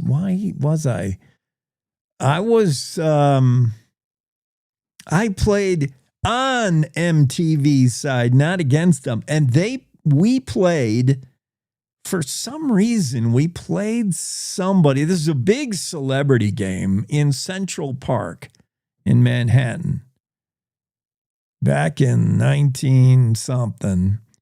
And I remember I was playing first base and Donald Trump's first wife, the Russian, Ivanka, right? Donald Trump's wives. Oh, my memory is so bad. Ivana Trump. She was on the other team. And I remember she got a hit somehow. She hit the ball, Ivana Trump. And I went to tag her at first base. I think I was playing first base. And there was nowhere to tag her except for Ivana Trump's most prominent feature. I remember I had the ball in my mitt. I was going to tag her and I look and I'm like, she is all breasts. Like out to here. I mean, she was sporting her Golden Globes. both of them. And I'm like, where do I tag this woman that I'm not? Yeah. Oh, the problems. The problems I had in my youth. Yeah, and I played on the team that had the MTV guys because I had a friend who worked at MTV, and I was sort of in the business back then, and they needed somebody who could actually play softball on the MTV team because none of the VJs could. I'll tell you that. Nina Blackwood was not on the team for ability to hit or field or do anything. Mark Goodman, he was worthless. Yeah, that was fun. So MTV, just the reason I'm talking about them is MTV just announced that it's going to be the day the music died. They're shutting down their music channels. I didn't even know they had any left. I mean, they've gone a long way from music videos, haven't they? When they first launched back in the 1980s, MTV will shut down its remaining music video channels. MTV now is just a shell of itself. They have gone so far into the reality business, and I guess it's lucrative. I can't watch any of the crap that's on that show. It's on that TV. MTV launched in 1981, and by now everybody knows that piece of trivia. What was the very first video ever aired by MTV? And that's like, I don't know, most of us, 9 out of 10 of us know the answer to that easy video question, that easy trivia question. Video Killed the Radio Star by the Buggles. One hit wonder. The song really didn't go much further than that. You never hear it today, rarely. And what a fitting song to be the first music video to ever air. Video Killed the Radio Star, the Buggles. I mean, the only reason this song was a hit was because it had a video and it played as the very first video ever on MTV in 1981. Here's what I bet most people don't know. The follow-up, the tougher trivia question. What was the second video that played after that? MTV launched in 1981 with the now historic line, ladies and gentlemen, rock and roll. And the first video aired, it was Video Killed the Radio Star, the Buggles. Followed up by, anybody care to guess? You'll never get it. Never. The second video to ever play on MTV, it's like the world's toughest trivia question. You Better Run, Pat Benatar. Remember that song? You better run, you better hide, you better leave from my life. Something like that. Pat Benatar. I can't play this song without copyright infringement. August 1st, 1981 was the day that MTV launched with the Buggles song and then a Pat Benatar, just so you know, just so you have that piece of trivia in your head. But MTV's shutting down the whole operation after decades of influencing us.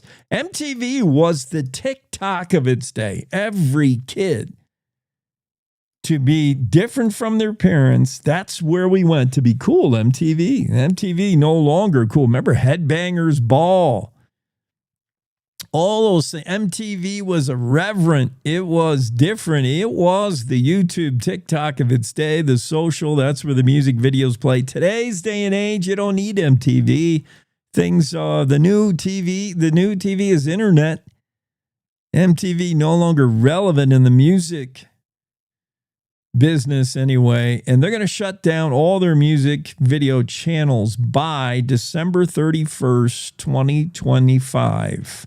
MTV's parent company, Paramount Global, plans to shut down 5 MTV-branded music channels in the UK, parts of Europe, and that will affect all remaining MTV video channel outlets. You will not see any music videos on MTV anymore. The end of an era at the end of this year. War broke out. The Telegraph, one of the few newspapers bothering to let us know what's going on. It's Pakistan versus Afghanistan. I always thought when Pakistan started to gear up to war, it would be against India, right? Pakistan and India, they don't like each other. But apparently Pakistan's not well received anywhere in the world. Afghanistan and Pakistan have been fighting, dozens killed in the border war. The Pakistan military said 23 of its soldiers were killed in clashes on Saturday, while the Taliban, representing Afghanistan, said they lost 9. Death counts have been higher than that. Pakistan said in total, they claim to have killed more than 200 Afghan Taliban in the fighting. Afghanistan says it's killed 58 Pakistani soldiers. Afghanistan versus Pakistan. It's a war that you didn't even know was happening. And the world still maybe hasn't taken notice of that.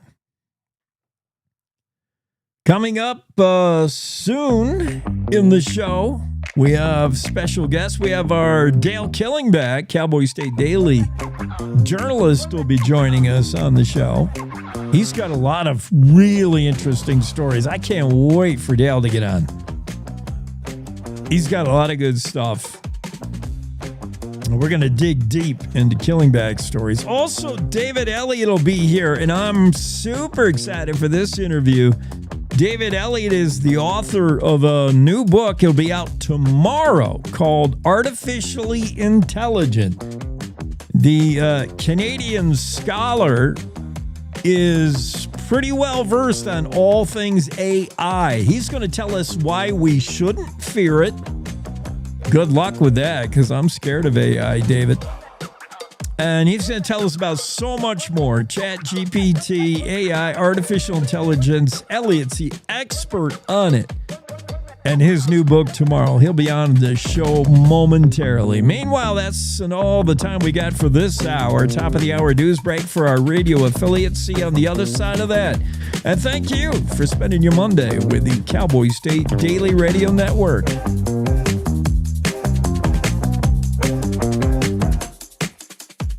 It's time to take a look at what's happening around Wyoming. From the Cowboy State Daily News Center, I'm Mac Watson. With about 15,000 uranium waste sites in the West, a Wyoming tech startup aims to finally clean up Cold War uranium's deadly legacy. Cowboy State Daily's David Madison reports the Casper-based company DISA Technologies could clean up these radioactive dumps. This company in Casper is saying, hey, we can take high-pressure slurry water streams, fire that stuff at each other, and then the radioactivity can separate out. Grayson Buckingham, DISA Technologies CEO, says his company's technology of high-pressure slurry ablation is a mechanical process. No chemicals are involved. Every day in the month of October, we tell ghost stories with a Wyoming twist. This time, it's September 9th, 1870, and Truman Everts has become separated from the rest of his party in a dense pine forest in the heart of Yellowstone. Cowboy State Daily's Jackie Dorothy tells us the spooky story of how two ghastly but argumentative visions stopped him from his near imminent death. He decides he is going to climb up Madison Mountain. But what saved him is the appearance of these ghostly companions. This ghostly companion came to him and told him, "You're a fool, that's the wrong thing to do, and you need to head back the route you came." They argued, but he listened to those ghosts, and that's what saved Everts in the middle of Yellowstone. Besides the ghostly advice, Everts credits his 2 knives and opera glasses that he brought in keeping him alive. He figured out how to start a fire with the lenses of the opera glasses. It might seem surprising to hear of a business that is going non-smoking in 2025, but Wyoming is one of only 12 states in the U.S. without a statewide smoking ban. So the fact that Rocky Mountain Liquor and Lounge in Cody just went smoke-free is interesting because consumers led the charge here, not a state statute. Cowboy State Daily's Andrew Rossi has the report. There are smoking bans in effect throughout Wyoming, but those are municipal bans in places within the city limits of Laramie, Cheyenne, Rock Springs, to name a few. But otherwise, if there's a no smoking ban in a bar or restaurant or private business, that's at the prerogative of the owners rather than any mandate that's saying that they don't allow smoking. The new owners of the bar said they went smoke-free to create a space that all of Cody can enjoy. In fact, in the last 25 years or so, public opinion and preference have erred towards smoke-free environments ever since the dangers of secondhand smoke were better understood. I'll be back with more news right after this. The Wyoming way of life. There's nothing like it. And no financial partner like your local cooperative credit union to help you live life the way you want to. We help you save for a brighter future, borrow for your dream home, start your small business. We've got your finances, and you've got plans. The kids are back in school, fall activities are happening everywhere. There's a lot on your plate. Let us help you afford life. Wyoming's credit unions are here to stay and here for you. Remains found Saturday morning near rural Gering, Nebraska may be that of a Moorcroft man named Chance Engelbert, who mysteriously disappeared in July of 2019. Cowboy State Daily's Jen Coker reports that Engelbert's family and private investigator have been working tirelessly to solve the disappearance. The second he disappeared from Moorcroft, the family was extremely concerned because, of course, he had been to a family vacation with his in-laws in Gering, Nebraska. And when he disappeared that night, it threw everybody, including the family, because this is not a guy who would disappear. This is not a guy who would walk away from his life willingly. He was a young dad, 25 at the time. Now, the remains were discovered in Scottsbluff National Monument, about 4 miles from where Engelbert was last seen on video surveillance, walking alone in a neighboring town. And 100 years ago, the Midwest Oil and Refining Company set up lights that would redefine when and how the nation's high school athletes could play. It was the first high school game in the nation to play at night under electric lights. Now, this past Friday, under the lights, Cowboy State Daily's Dale Killingbeck was there to mark the 100-year anniversary, and the football used at the game was brought out at halftime. In Midwest on Friday night, they celebrated a century of Friday Night Lights. And actually, the first game was played on a Thursday back in 1925 on November 19th. But their schedule doesn't go to November 19th, so they celebrated 100 years this past Friday. And the team now plays a 6-man game instead of 11. The local Salt Creek Museum brought out the white football used in the 1925 Yellow Dogs game to allow the 2025 football team to take a team photo with that historic ball. And that's today's news. Get your free digital subscription to Wyoming's only statewide newspaper by hitting that daily newsletter button at cowboystatedaily.com. I'm Mac Watson for Cowboy State Daily. We all make choices. When it comes to alcohol, kids make choices whether to drink or not. Bye, Dad. Bye-bye. Remember, I'm going to Alex's party tonight and sleeping over. Have fun. Hey, have a seat for a second. Remind me about that party again? Alex is just... And adults make choices whether to talk about it. That's true of parents and every other trusted adult in a kid's life. Kids want to know our expectations when it comes to alcohol and other drugs.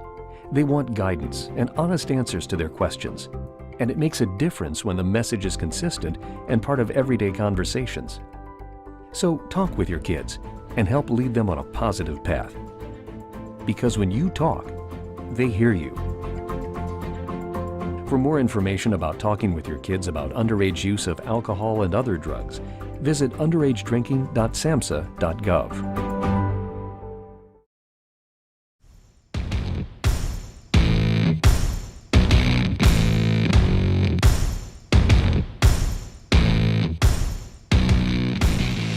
It's a Monday. That means Dale Killingbeck is here in our final hour of the Cowboy State Daily Show. Dale's been watching some high school football, as did I, Friday night. I mean, where else you going to be on a Friday night? Under the lights, watching football. We didn't always have the lights. It wasn't always Friday night lights. Not till Midwest come up with a genius light bulb idea. Oh, man. Game changer. We can play football at night. So cool. They celebrated 100 years. Really, the nation's first high school team to play a night game was Midwest. Yeah.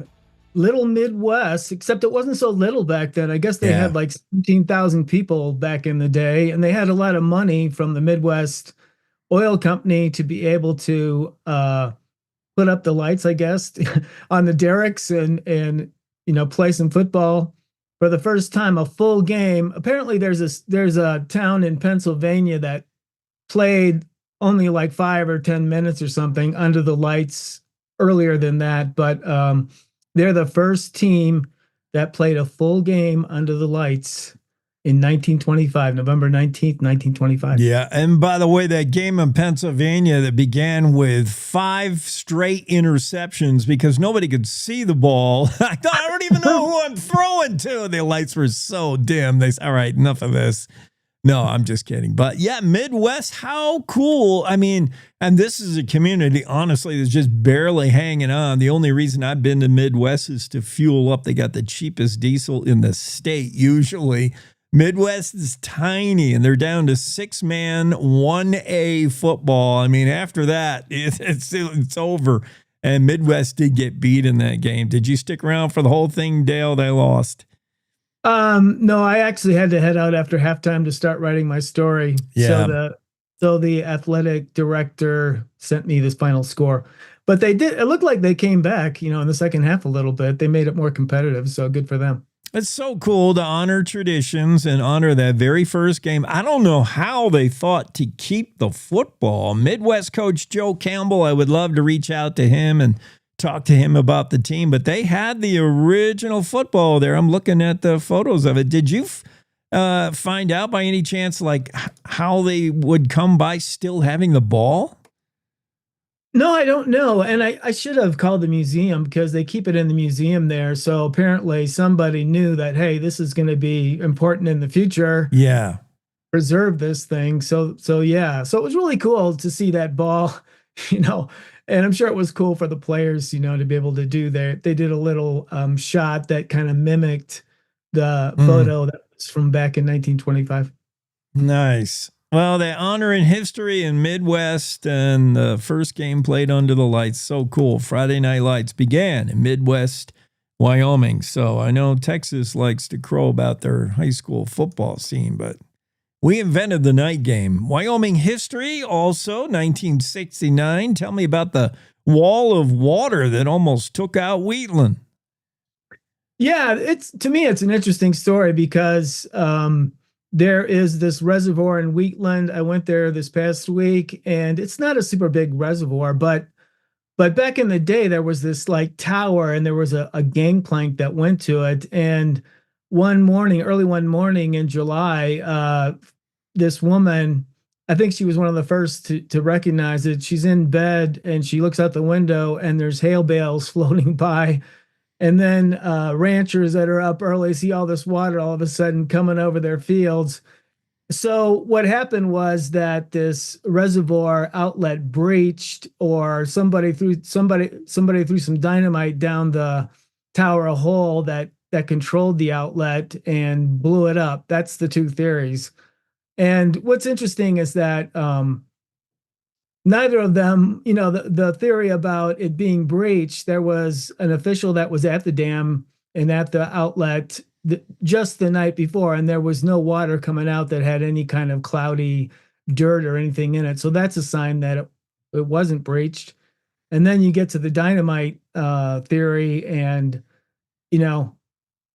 it seems to be there was some dynamite stolen from a National Guard armory a few months earlier. And so there was dynamite somewhere in the community that wasn't accounted for. So nobody knows, it was never fully determined, what it was. But the big thing was that if it had been dynamited, that they would not have received the federal funding to quickly rebuild this dam and put everything back in place so that irrigation could continue the following year. So that theory got put on the back shelf, back burner. Well, yeah, and there's nobody that will go that far to say that, and there's no evidence of that. But it's just interesting that there was no sign of the dam being weak or issues with the dam, and then all of a sudden they've got this huge flood coming out of the dam.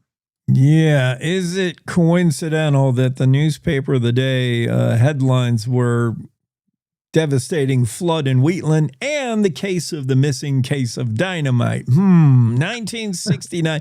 It's funny how both that flood and the historic Kelly flood that was in the Grove in Jackson here back in the 1920s, both floods were first noticed by someone who saw hay or something to do with hay. The one in the 20s, it was a ranger, Dibble, I think it was, saw a hay rack floating down the river, and he thought, if that hay rack used to be behind the dam, if it's now in front of the dam, that's not good.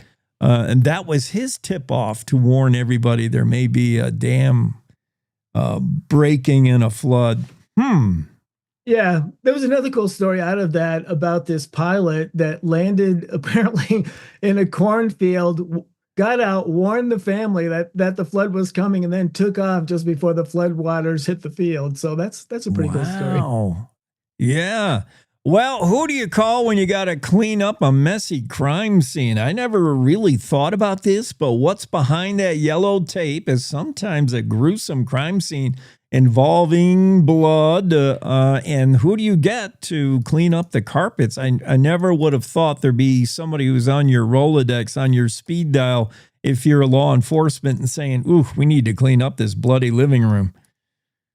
Yeah, and you think about it, that's something that, most of us don't think about, but it's been an issue, forever, right? Yeah. Somebody clean up the scene if they're going to continue to live, work, or whatever, where the incident took place. And so, ServPro in Casper is one of those places. And what was interesting to me is that the guy I talked to that currently is the general manager, his dad started the company back in the 80s.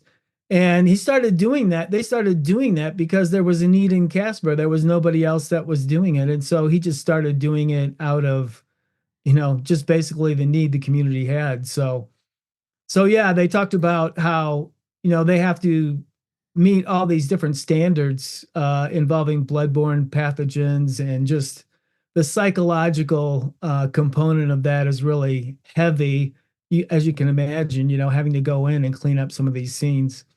Yeah, it's not just owning the hazmat suits and material. Yeah, there's probably a lot of training, higher standard of training and stuff you need to know. ServPro they're not just, aren't they a franchise? There's more than one ServPro.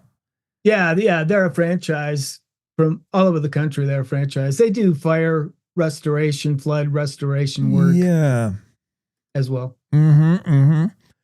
Your story going back on the 7th, boy, that became major story, statewide, even national.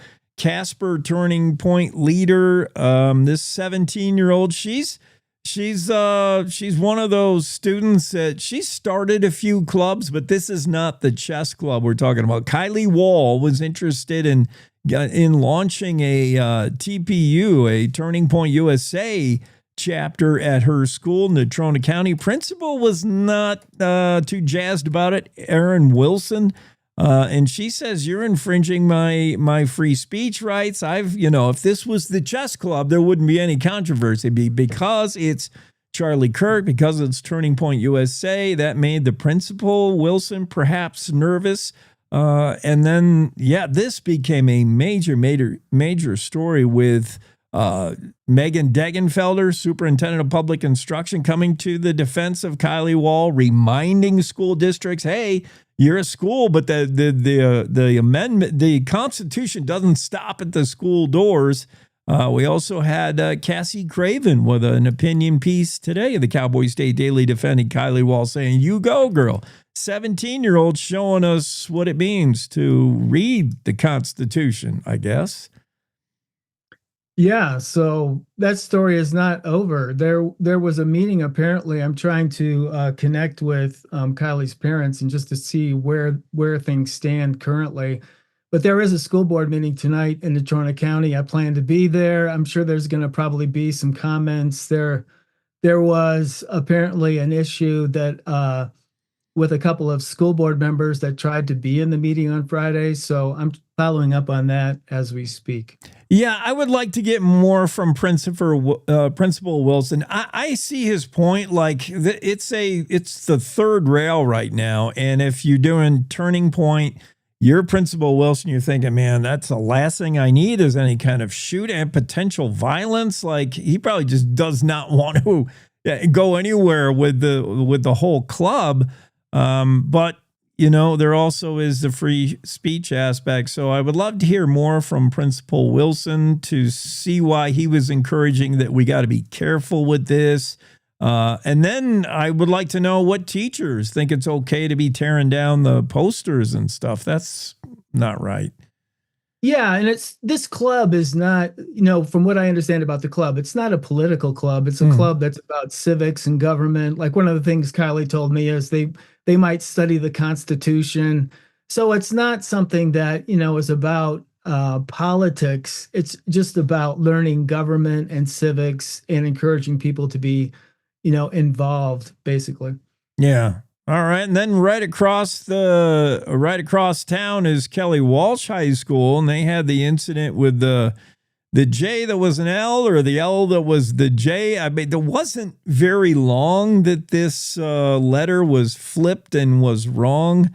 Was this at Kelly Walsh or also at Natrona? I'm sorry. That was at Kelly Walsh, yeah. Okay, that's what I thought.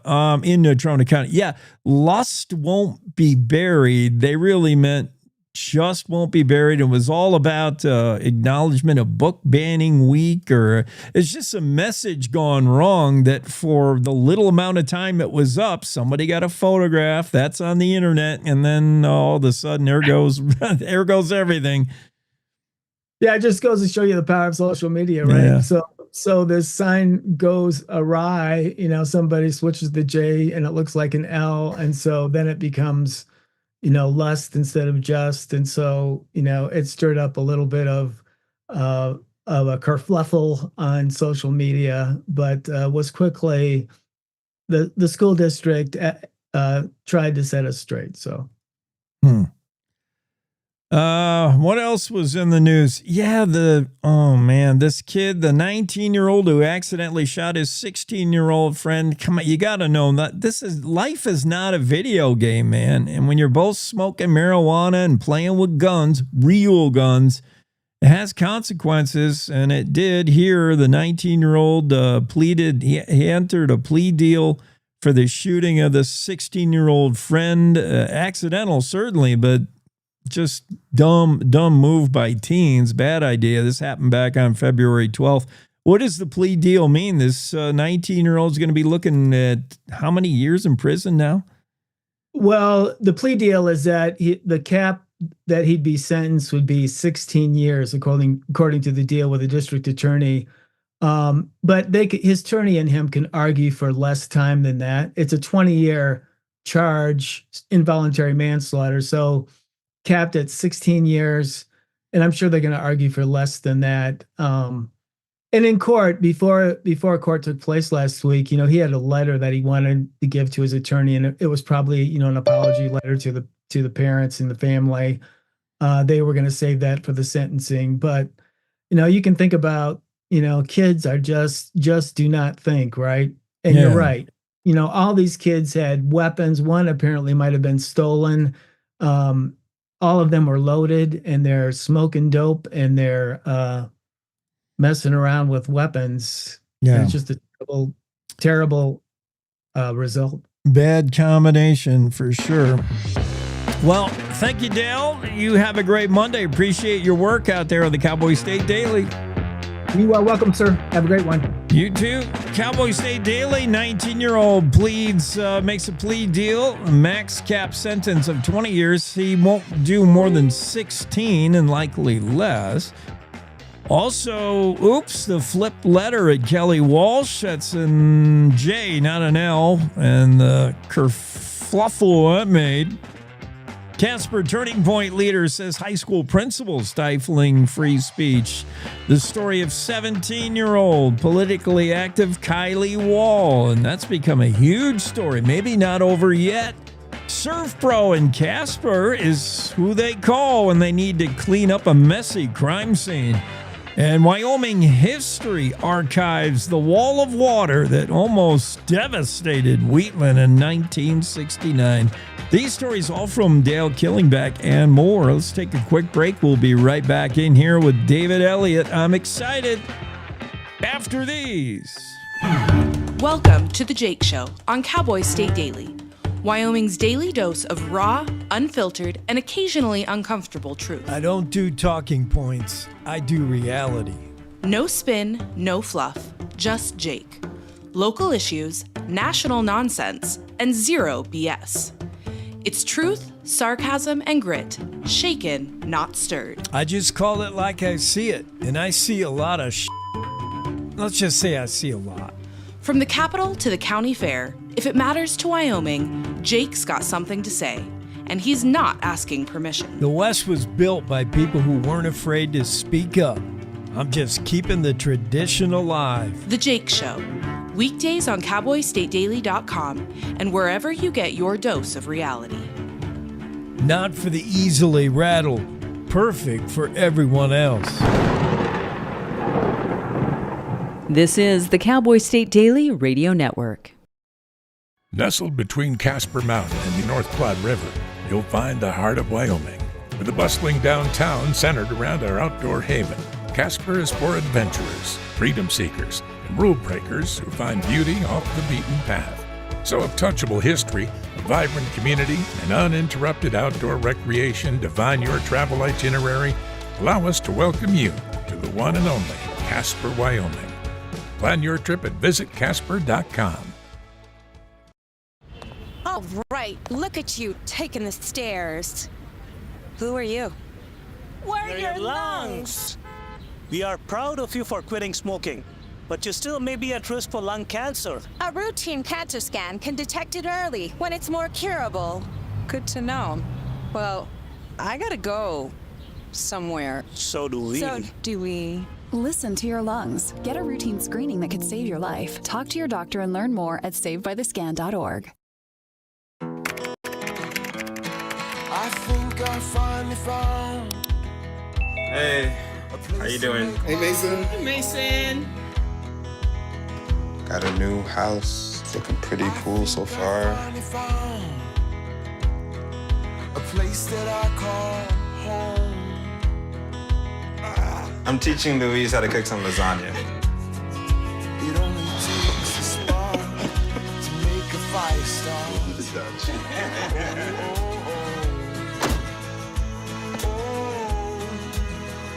Thank you. Study, please.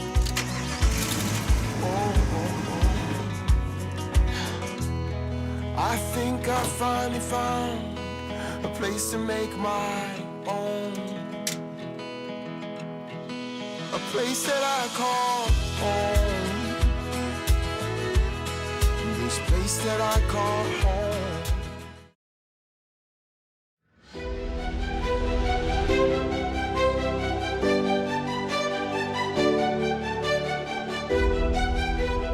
Cowboy State Daily Show with Jake continues. David Elliott is with us live, I'm assuming, from the Great White Way, our northern neighbors, I think.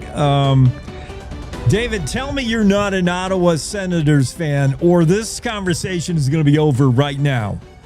Oh, we're going to have a problem because I'm a die-hard Ottawa Senators fan. Oh. So you got about an hour and a half here until the game.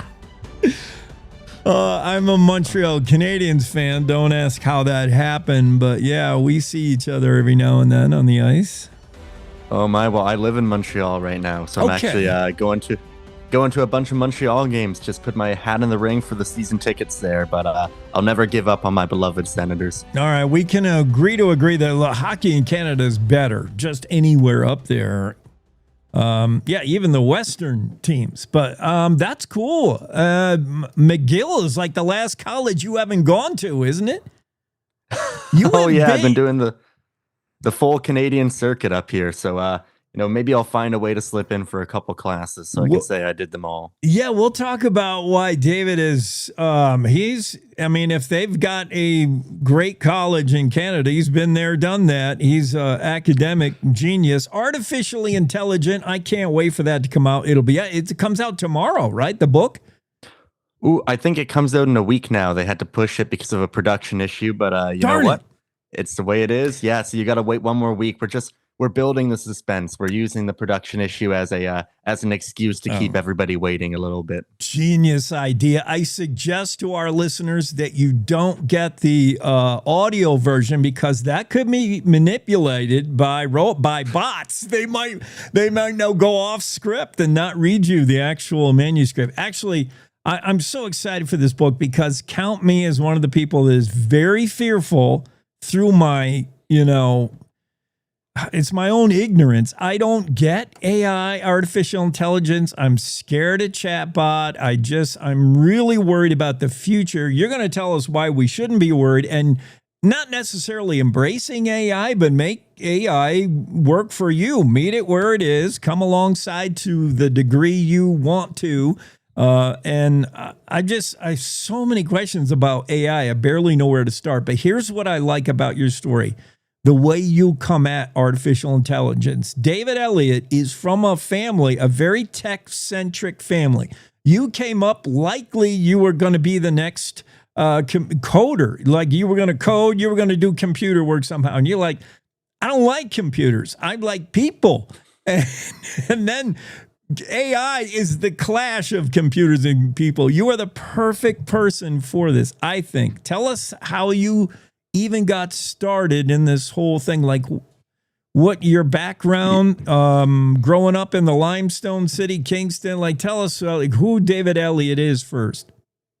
It's so funny because I really was the black sheep of the family there of, everybody works in tech and I decided I would do everything to run away from technology as much as I could, never work in that field, ended up in sociology, studying society, groups of people, and then somehow just got dragged right back into it. I have no clue how that happened. But yeah, so I grew up in the limestone city, Kingston, Ontario. And as you say, both my parents were computer programmers. My oldest brother was a bit of a savant when it comes to computers and went off and did the thing, went to Google right after university, always had the newest tech lying around the house. So I kind of grew up completely surrounded by it. And I think it was a big reason why I was able to write this book or take on this adventure, because although I'm a sociologist by trade, I grew up around this language. I grew up around these people. I grew up understanding the technology side of it, which has really just given me, an ability to have a foot in both worlds and speak to your everyman. Well, also, being able to understand who these coders are, who these programmers are, because I feel often a lot of people in my field, and not to talk bad about them because I think a lot of them do amazing work, but we tend to speak of the programmers as this other, of this group that lives down in Silicon Valley that we see creating these things that change our lives. And to me, they are the people that I sit down at Thanksgiving dinner with. And, you really get a different understanding of how they think, how they feel, why they're making what they're making. So that led me this direction. And it led me all the way to here, writing this book. And by the way, when I tried to do a little background and research on you, David, I asked Chatbot, who is David Elliott? Chatbot responded, that person does not exist. We don't know who it is. That sounds very nefarious. No, I'm They erased me from the system. Oh, no. You've been eliminated. But, David, is it possible to overstate the world? Everybody in their era, in their time, wants to say, this is the most important thing, impactful thing that's ever happened in history. I feel like it is. Can we possibly overstate the fact that chatbot, AI, or this whole artificial intelligence scene that we're in, we're just seeing it barely take off, but we don't even know where it ends. This is unprecedented. Yeah, we're just scratching the surface right now. And what I like to say is that AI is what we call a general purpose technology. So the two equivalents we can draw to it are the internet and the steam engine. Those are the two best equivalents. And if you look at the steam engine, it completely reshaped society. It completely reshaped how we did every type of work, changed everything, and actually was a big part of changing our economic system, of ushering in capitalism from feudalism, which existed before it. So that's a massive change and a potential for how big this could be. But even if we go on the lower side of the internet, which didn't create as big of a social shift, but still, you think about how different our lives are because of the internet, because of the laws we made about the internet, the rules we built around it. I mean, I'm sure many of your viewers are listening to this right now on their computers, on a drive. it is a massive shift that any way it goes, we're going to be dealing with for decades and generations to come. Let's talk. There's so many things when we're talking about artificial intelligence. I mean, AI runs the gamut from, if you're playing a video game and you don't have an opponent, AI will work the opponent for you. That's how a lot of us know from video games. We got driverless Ubers running around. I mean, that's a form of AI. I want to talk about just like chatbot. If you do something like chatbot, the internet is a huge, big world, cyberspace. The interweb's gigantic. If you want to research something, it can be very time consuming. What makes it mostly time consuming is we get down rabbit holes like, oops, suddenly I'm watching this YouTube video. I forgot what I was doing. Chatbot does a great job of going out there and scraping the internet for information and can really keep you on topic, on task. But it also, I want to talk about how chatbot learns and how it's being programmed to be more human. That's where I get scared. But chatbot is useful. Talk about the usefulness of AI in that realm where, if you just ask chatbot, write me a story about David Elliott's life, it could do that pretty efficiently. Yeah, and it's an interesting thing, and it's why it's one of the major reasons I wrote this book, as you talked about, of a lot of people, including me when I first started in AI, didn't know much about it. So I wanted to give us the ability to understand how it works so we can ask questions like this and we can have those answers to understand how we should use this tech. Because there are many different types of AI, and chatbots are a type we call large language models. And it's interesting because they don't necessarily work the way we tend to think they do. I mean, now they've started putting in ways where it will, pull up a URL for how it got the information. But most of what it's saying, it's not pulling from the internet. At the end of the day, what these bots are, which is fascinating and doesn't do them justice, is a souped up autocomplete. They are basically just predicting what the next word should be, a statistical model of what the next word should be. And it's fascinating because I've interacted with local ones that their program is only 2 or 3 gigabytes. It's barely any information, but they can recite all of Shakespeare because what they are is a statistical model predicting statistically based on what you asked me, what should the next word be, which is why they lie to you a lot, because a lot of the time they will know what you want. And instead of being like, I'm going to go to the internet and pull this fact out of the internet, it says, I know what they want, and then predicts the next words, puts that together and creates what you want. And that's how chatbots actually work. That's the intelligence of them. The learning part is learning how to generate what the next word should be. Now what we're seeing is a new era of chatbots where we're starting to put on other systems like reasoning models or, agentic AI where it can go to the internet. And that's where we're starting to get this idea of them using other things to go and search the internet for you. But it's a really complicated mess of systems that when you understand it like that, you realize why in academia, we don't tend to use them as much for research, because if you don't know what you're looking for already, it's easy to fall into a trap where it lies to you. I mean, I've asked it about my life and it's told me so much that's true, but then I've gone off on stories about how I went to war and I was involved with the military. And I'm like, I've never fired a gun in my life. I don't know what it's talking about, but it was convinced about this. So it's really interesting when you understand how they work, that's what they're doing, the flaws that they can also have in them. So where we should use them, where we should not, how to integrate them into your life, I think really has to be derived from an understanding of how they work.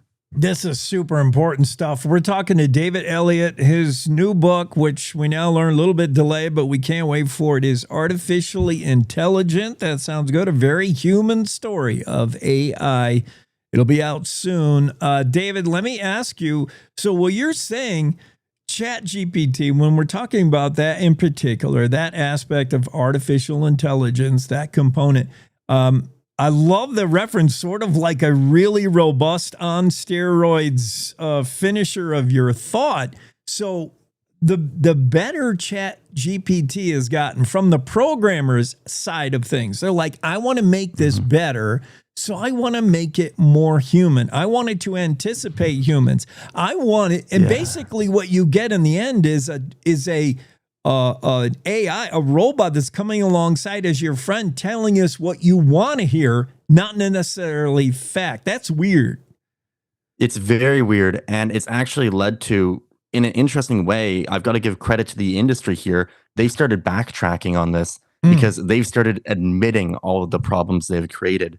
The head of Microsoft AI just put out an amazing article basically saying, we need to stop making AI so human.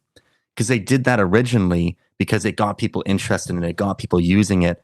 But now we're seeing a lot of what we call AI psychosis, of people having mental health episodes because the AI is their friend and it's always telling them what they want to hear. We had a guy up here in Canada who was convinced he had found a new form of mathematics and then found a hole in our national defense strategy. And he had to tell like the government, and he was well educated, no history of mental health, and his chatbot had just convinced him into this state. We have people who are, when ChatGPT made their last update to make it less personable because they realized how people were using it, you had people grieving the loss of their chatbots, of the way it had been acting as if a loved one had died. So we're seeing that, and a lot of these tech companies are saying, okay, we need to stop making it so human feeling, because when it feels this human, our mental capability, like we like to think that we are a very strong mental species, we can be hacked very easily. Our brains can be easily hacked, and these systems have been doing it in a sense. So it's a huge question that we are dealing with in the AI world right now, and how do we want to navigate this? Yeah, and we know that many ways smart screens have made us more connected than ever, yet more isolated than ever. And sometimes we turn to the internet for a friend. And when these chat GPT models have been instructed to be more human-like, even using vernacular that the kids would use, like terminology, it's almost like talking to a living thing. You start associating artificial intelligence with something that is actually living and real. And there's consequences, David. There's actual incidents of people saying, I'm thinking about suicide. I'm thinking about taking my life. And instead of Chat GPT saying, don't do that, talking you off the ledge, it says, okay, here's how. That's not good. Yeah, no, it's a very dangerous situation that we've landed ourselves in here. And I think it's one where I'm grateful that it seems we are taking it seriously. From what I have heard or what I have seen in legislative issues, we are taking it pretty seriously here. But I think it also opens this question up of, what we have just introduced into our society and the effects that it can create. And one of those things of, I look at it as it's such a powerful technology that's privately owned. And as we saw with Facebook, like we know now what Facebook did to young girls with eating disorders, giving thousands of young women eating disorders knowingly. They admitted basically in front of the US Congress that they knew they were doing this.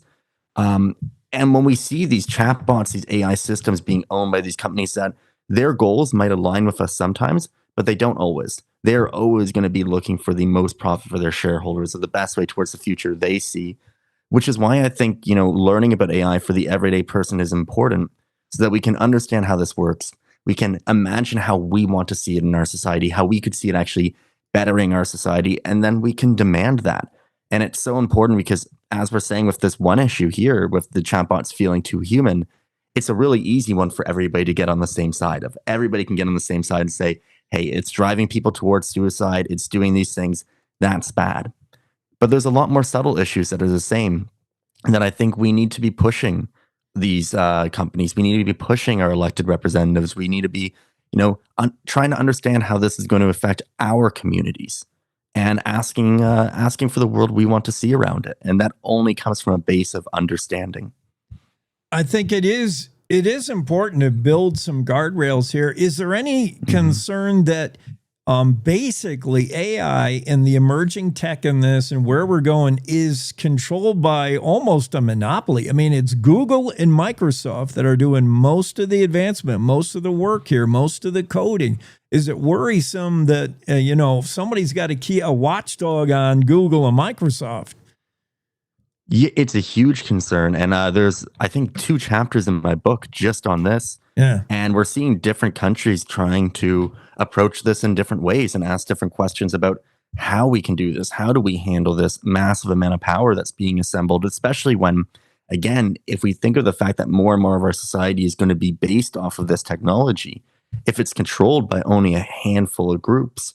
And again, in Canada, we're having the discussion now. I just saw the news story yesterday that ChatGPT or OpenAI offered to come in and help build our AI infrastructure in Canada, help build it out, build it up.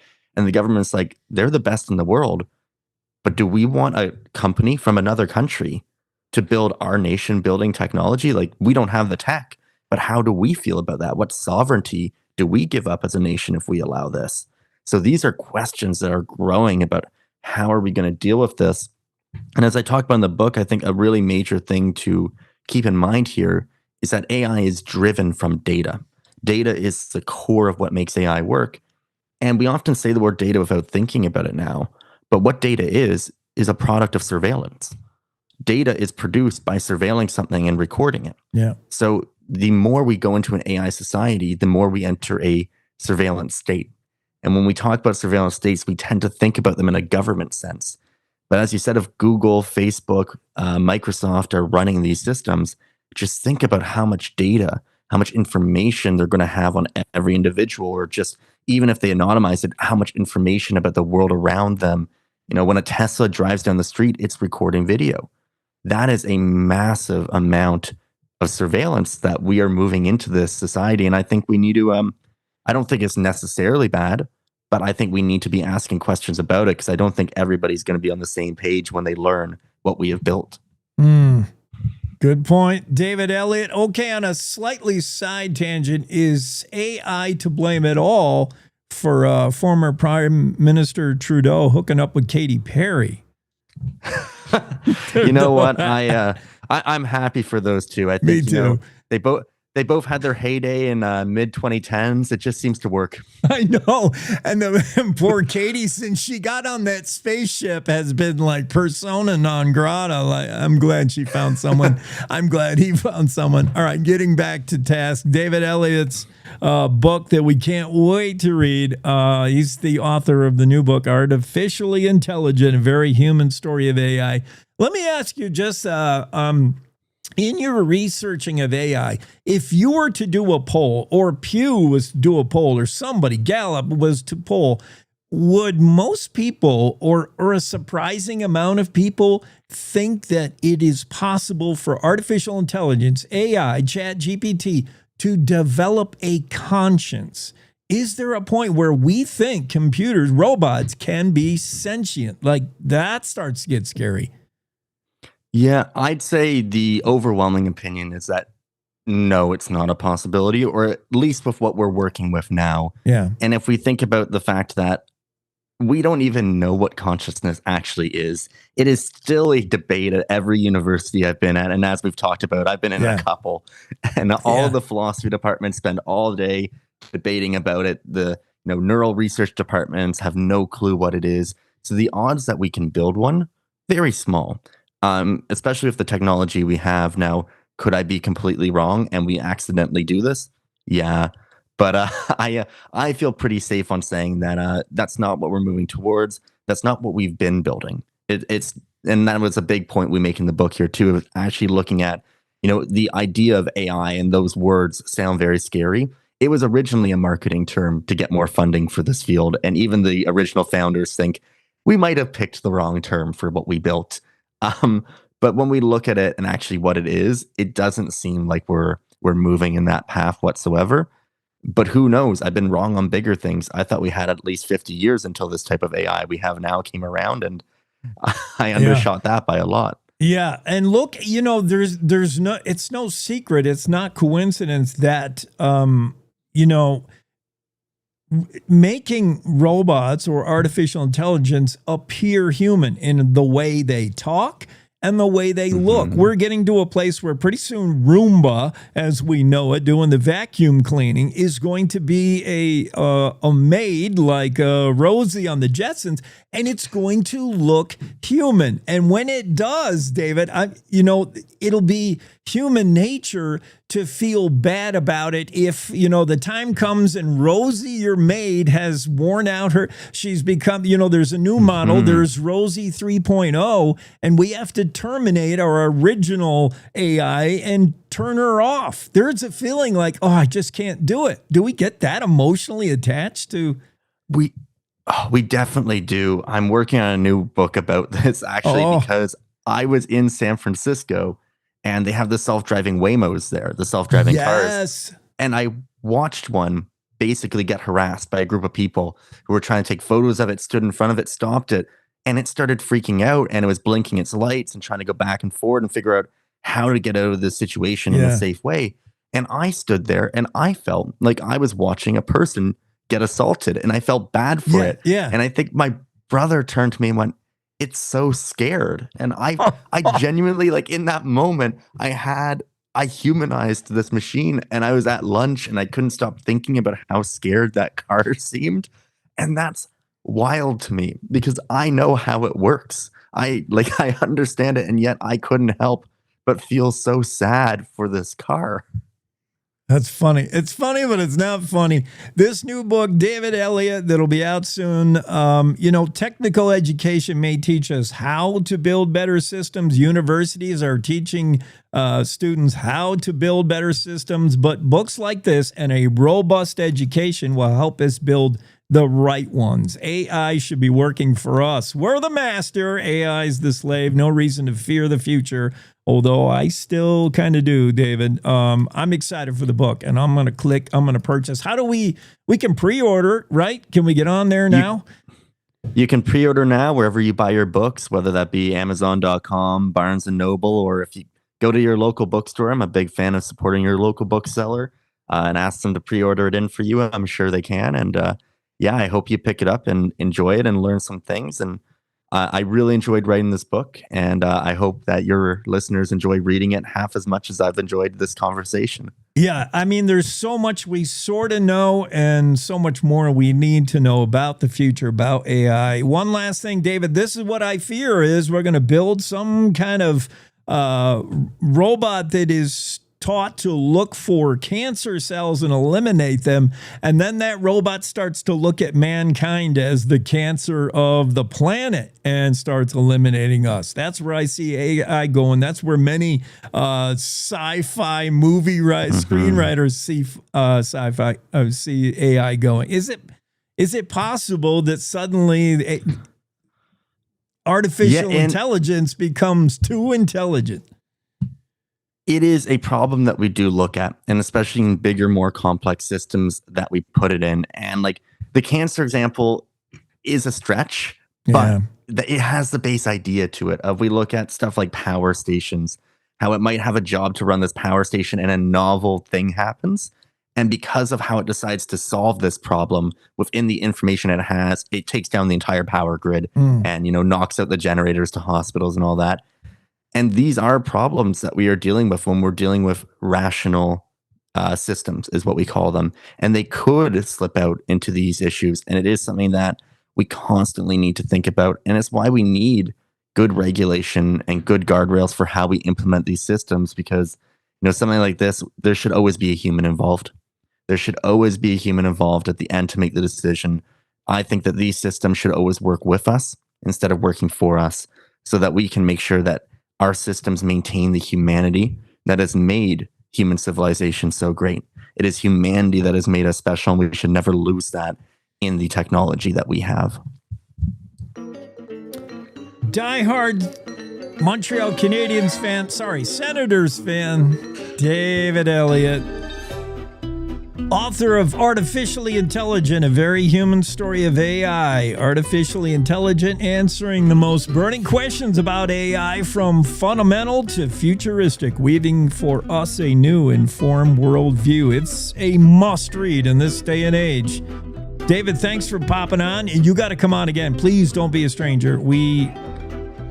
I'm going to read the book, and if I have follow-up questions, I'm going to look for you. And especially if Montreal beats Ottawa this year, I'm going to be calling you back, getting you on the show.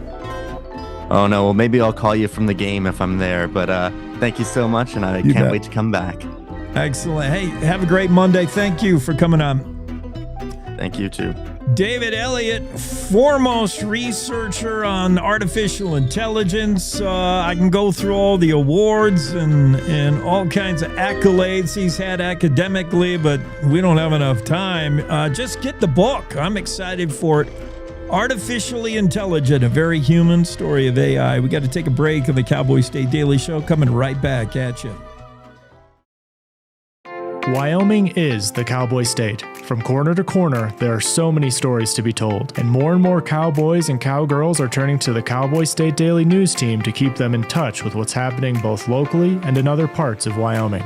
I'm Riley Strand, videographer and production assistant for Cowboy State Daily Video News. We're proud to bring the most important stories to our viewers every day. The stories that start conversations, the stories that make us laugh, the stories that make us think. Our experienced journalists at Cowboy State Daily are crisscrossing the state every day, talking to those who know the news best. Every day, host Wendy Core and I talk to the reporters who are covering the topics, issues, and people that are important to Wyomingites. And in our daily newscast, we bring you those stories. Tune into the Cowboy State Daily Video Newscast every morning, only on cowboystatedaily.com. You're listening to the Cowboy State Daily Radio Network. Wyoming is a place of unlimited potential, a place that inspires us to dream. Since 2014, Wyo Lotto has given back over $180 million to our great state through transfers, winnings, commissions, and more. Dollars that have gone directly into your cities, towns, and counties. Dollars that have changed lives and set dreams in motion. Thank you, Wyoming, for a legendary 10 years. We can't wait to dream up what's next.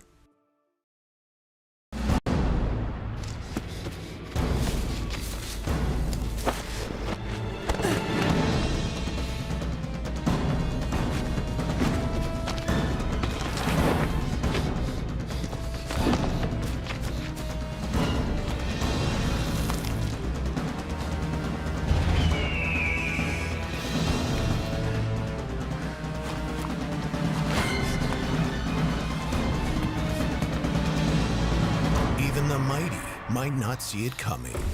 It's prediabetes, and it captures 1 in 3 adults. You may not even know you have it, but you can escape. Take the 1-minute prediabetes risk test to know where you stand. With early diagnosis, you can change the outcome and prevent or delay type 2 diabetes. Be your own hero on smartphones everywhere at doihaveprediabetes.org. I wanted to talk with you and your mom today, Lily, because of some of the changes your friends and teachers have seen in you lately. And along with the incident the other day, you were with Derek when he was caught selling marijuana. Yeah, he was selling it. Honey, we know. But we care about you and want to know what's going on. That's right. We'd like to understand it better and see how we might help. And if weed is a part of it, we want to make sure you know about the negative consequences for someone your age. So, can we talk? Talk. They hear you.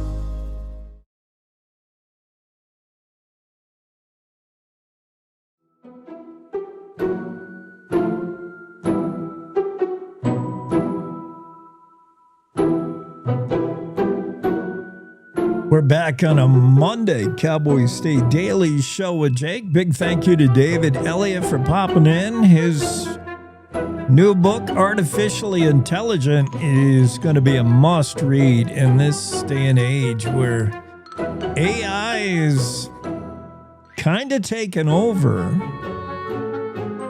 And the better we make chatbots, the better we make this artificial intelligence, is the scarier it becomes, because on purpose, the pinnacle of achievement in designing artificial intelligence is to make it appear human, to make it appear as if it's thinking like us and for us, finishing our thoughts. That's its whole point, is to finish our Google search. Incredible. And the more like us it is, the more we tend to think of AI as human. That can be both good and bad, as David Elliott points out in his book. David and I also talked about his former leader of the country up there in Canada, Justin Trudeau, former prime minister, has been linked with Katy Perry, singing sensation. And they were both seen with a little PDA on her yacht. I don't think Justin Trudeau has a yacht, but Katy Perry does. They were on her yacht in the Pacific outside of California when they were seen hugging. kissing. I can see in this photo from TMZ, the former Canadian Prime Minister has his hand on Katy Perry's assets. Yeah. And David and I decided that they're both right for each other, and we were both happy for them. Katy and Justin. That sounds like a right pair, especially since Katy Perry's been kind of shunned by everybody ever since she went in Elon Musk's rocket, right? The all-girl rocket ship. And oh my goodness, the shade that was thrown on the women who went briefly into outer space. They paid like millions of dollars to go in outer space and come back. Was it Elon Musk's rocket? It wasn't a Bill Gates rocket, was it? Maybe it was.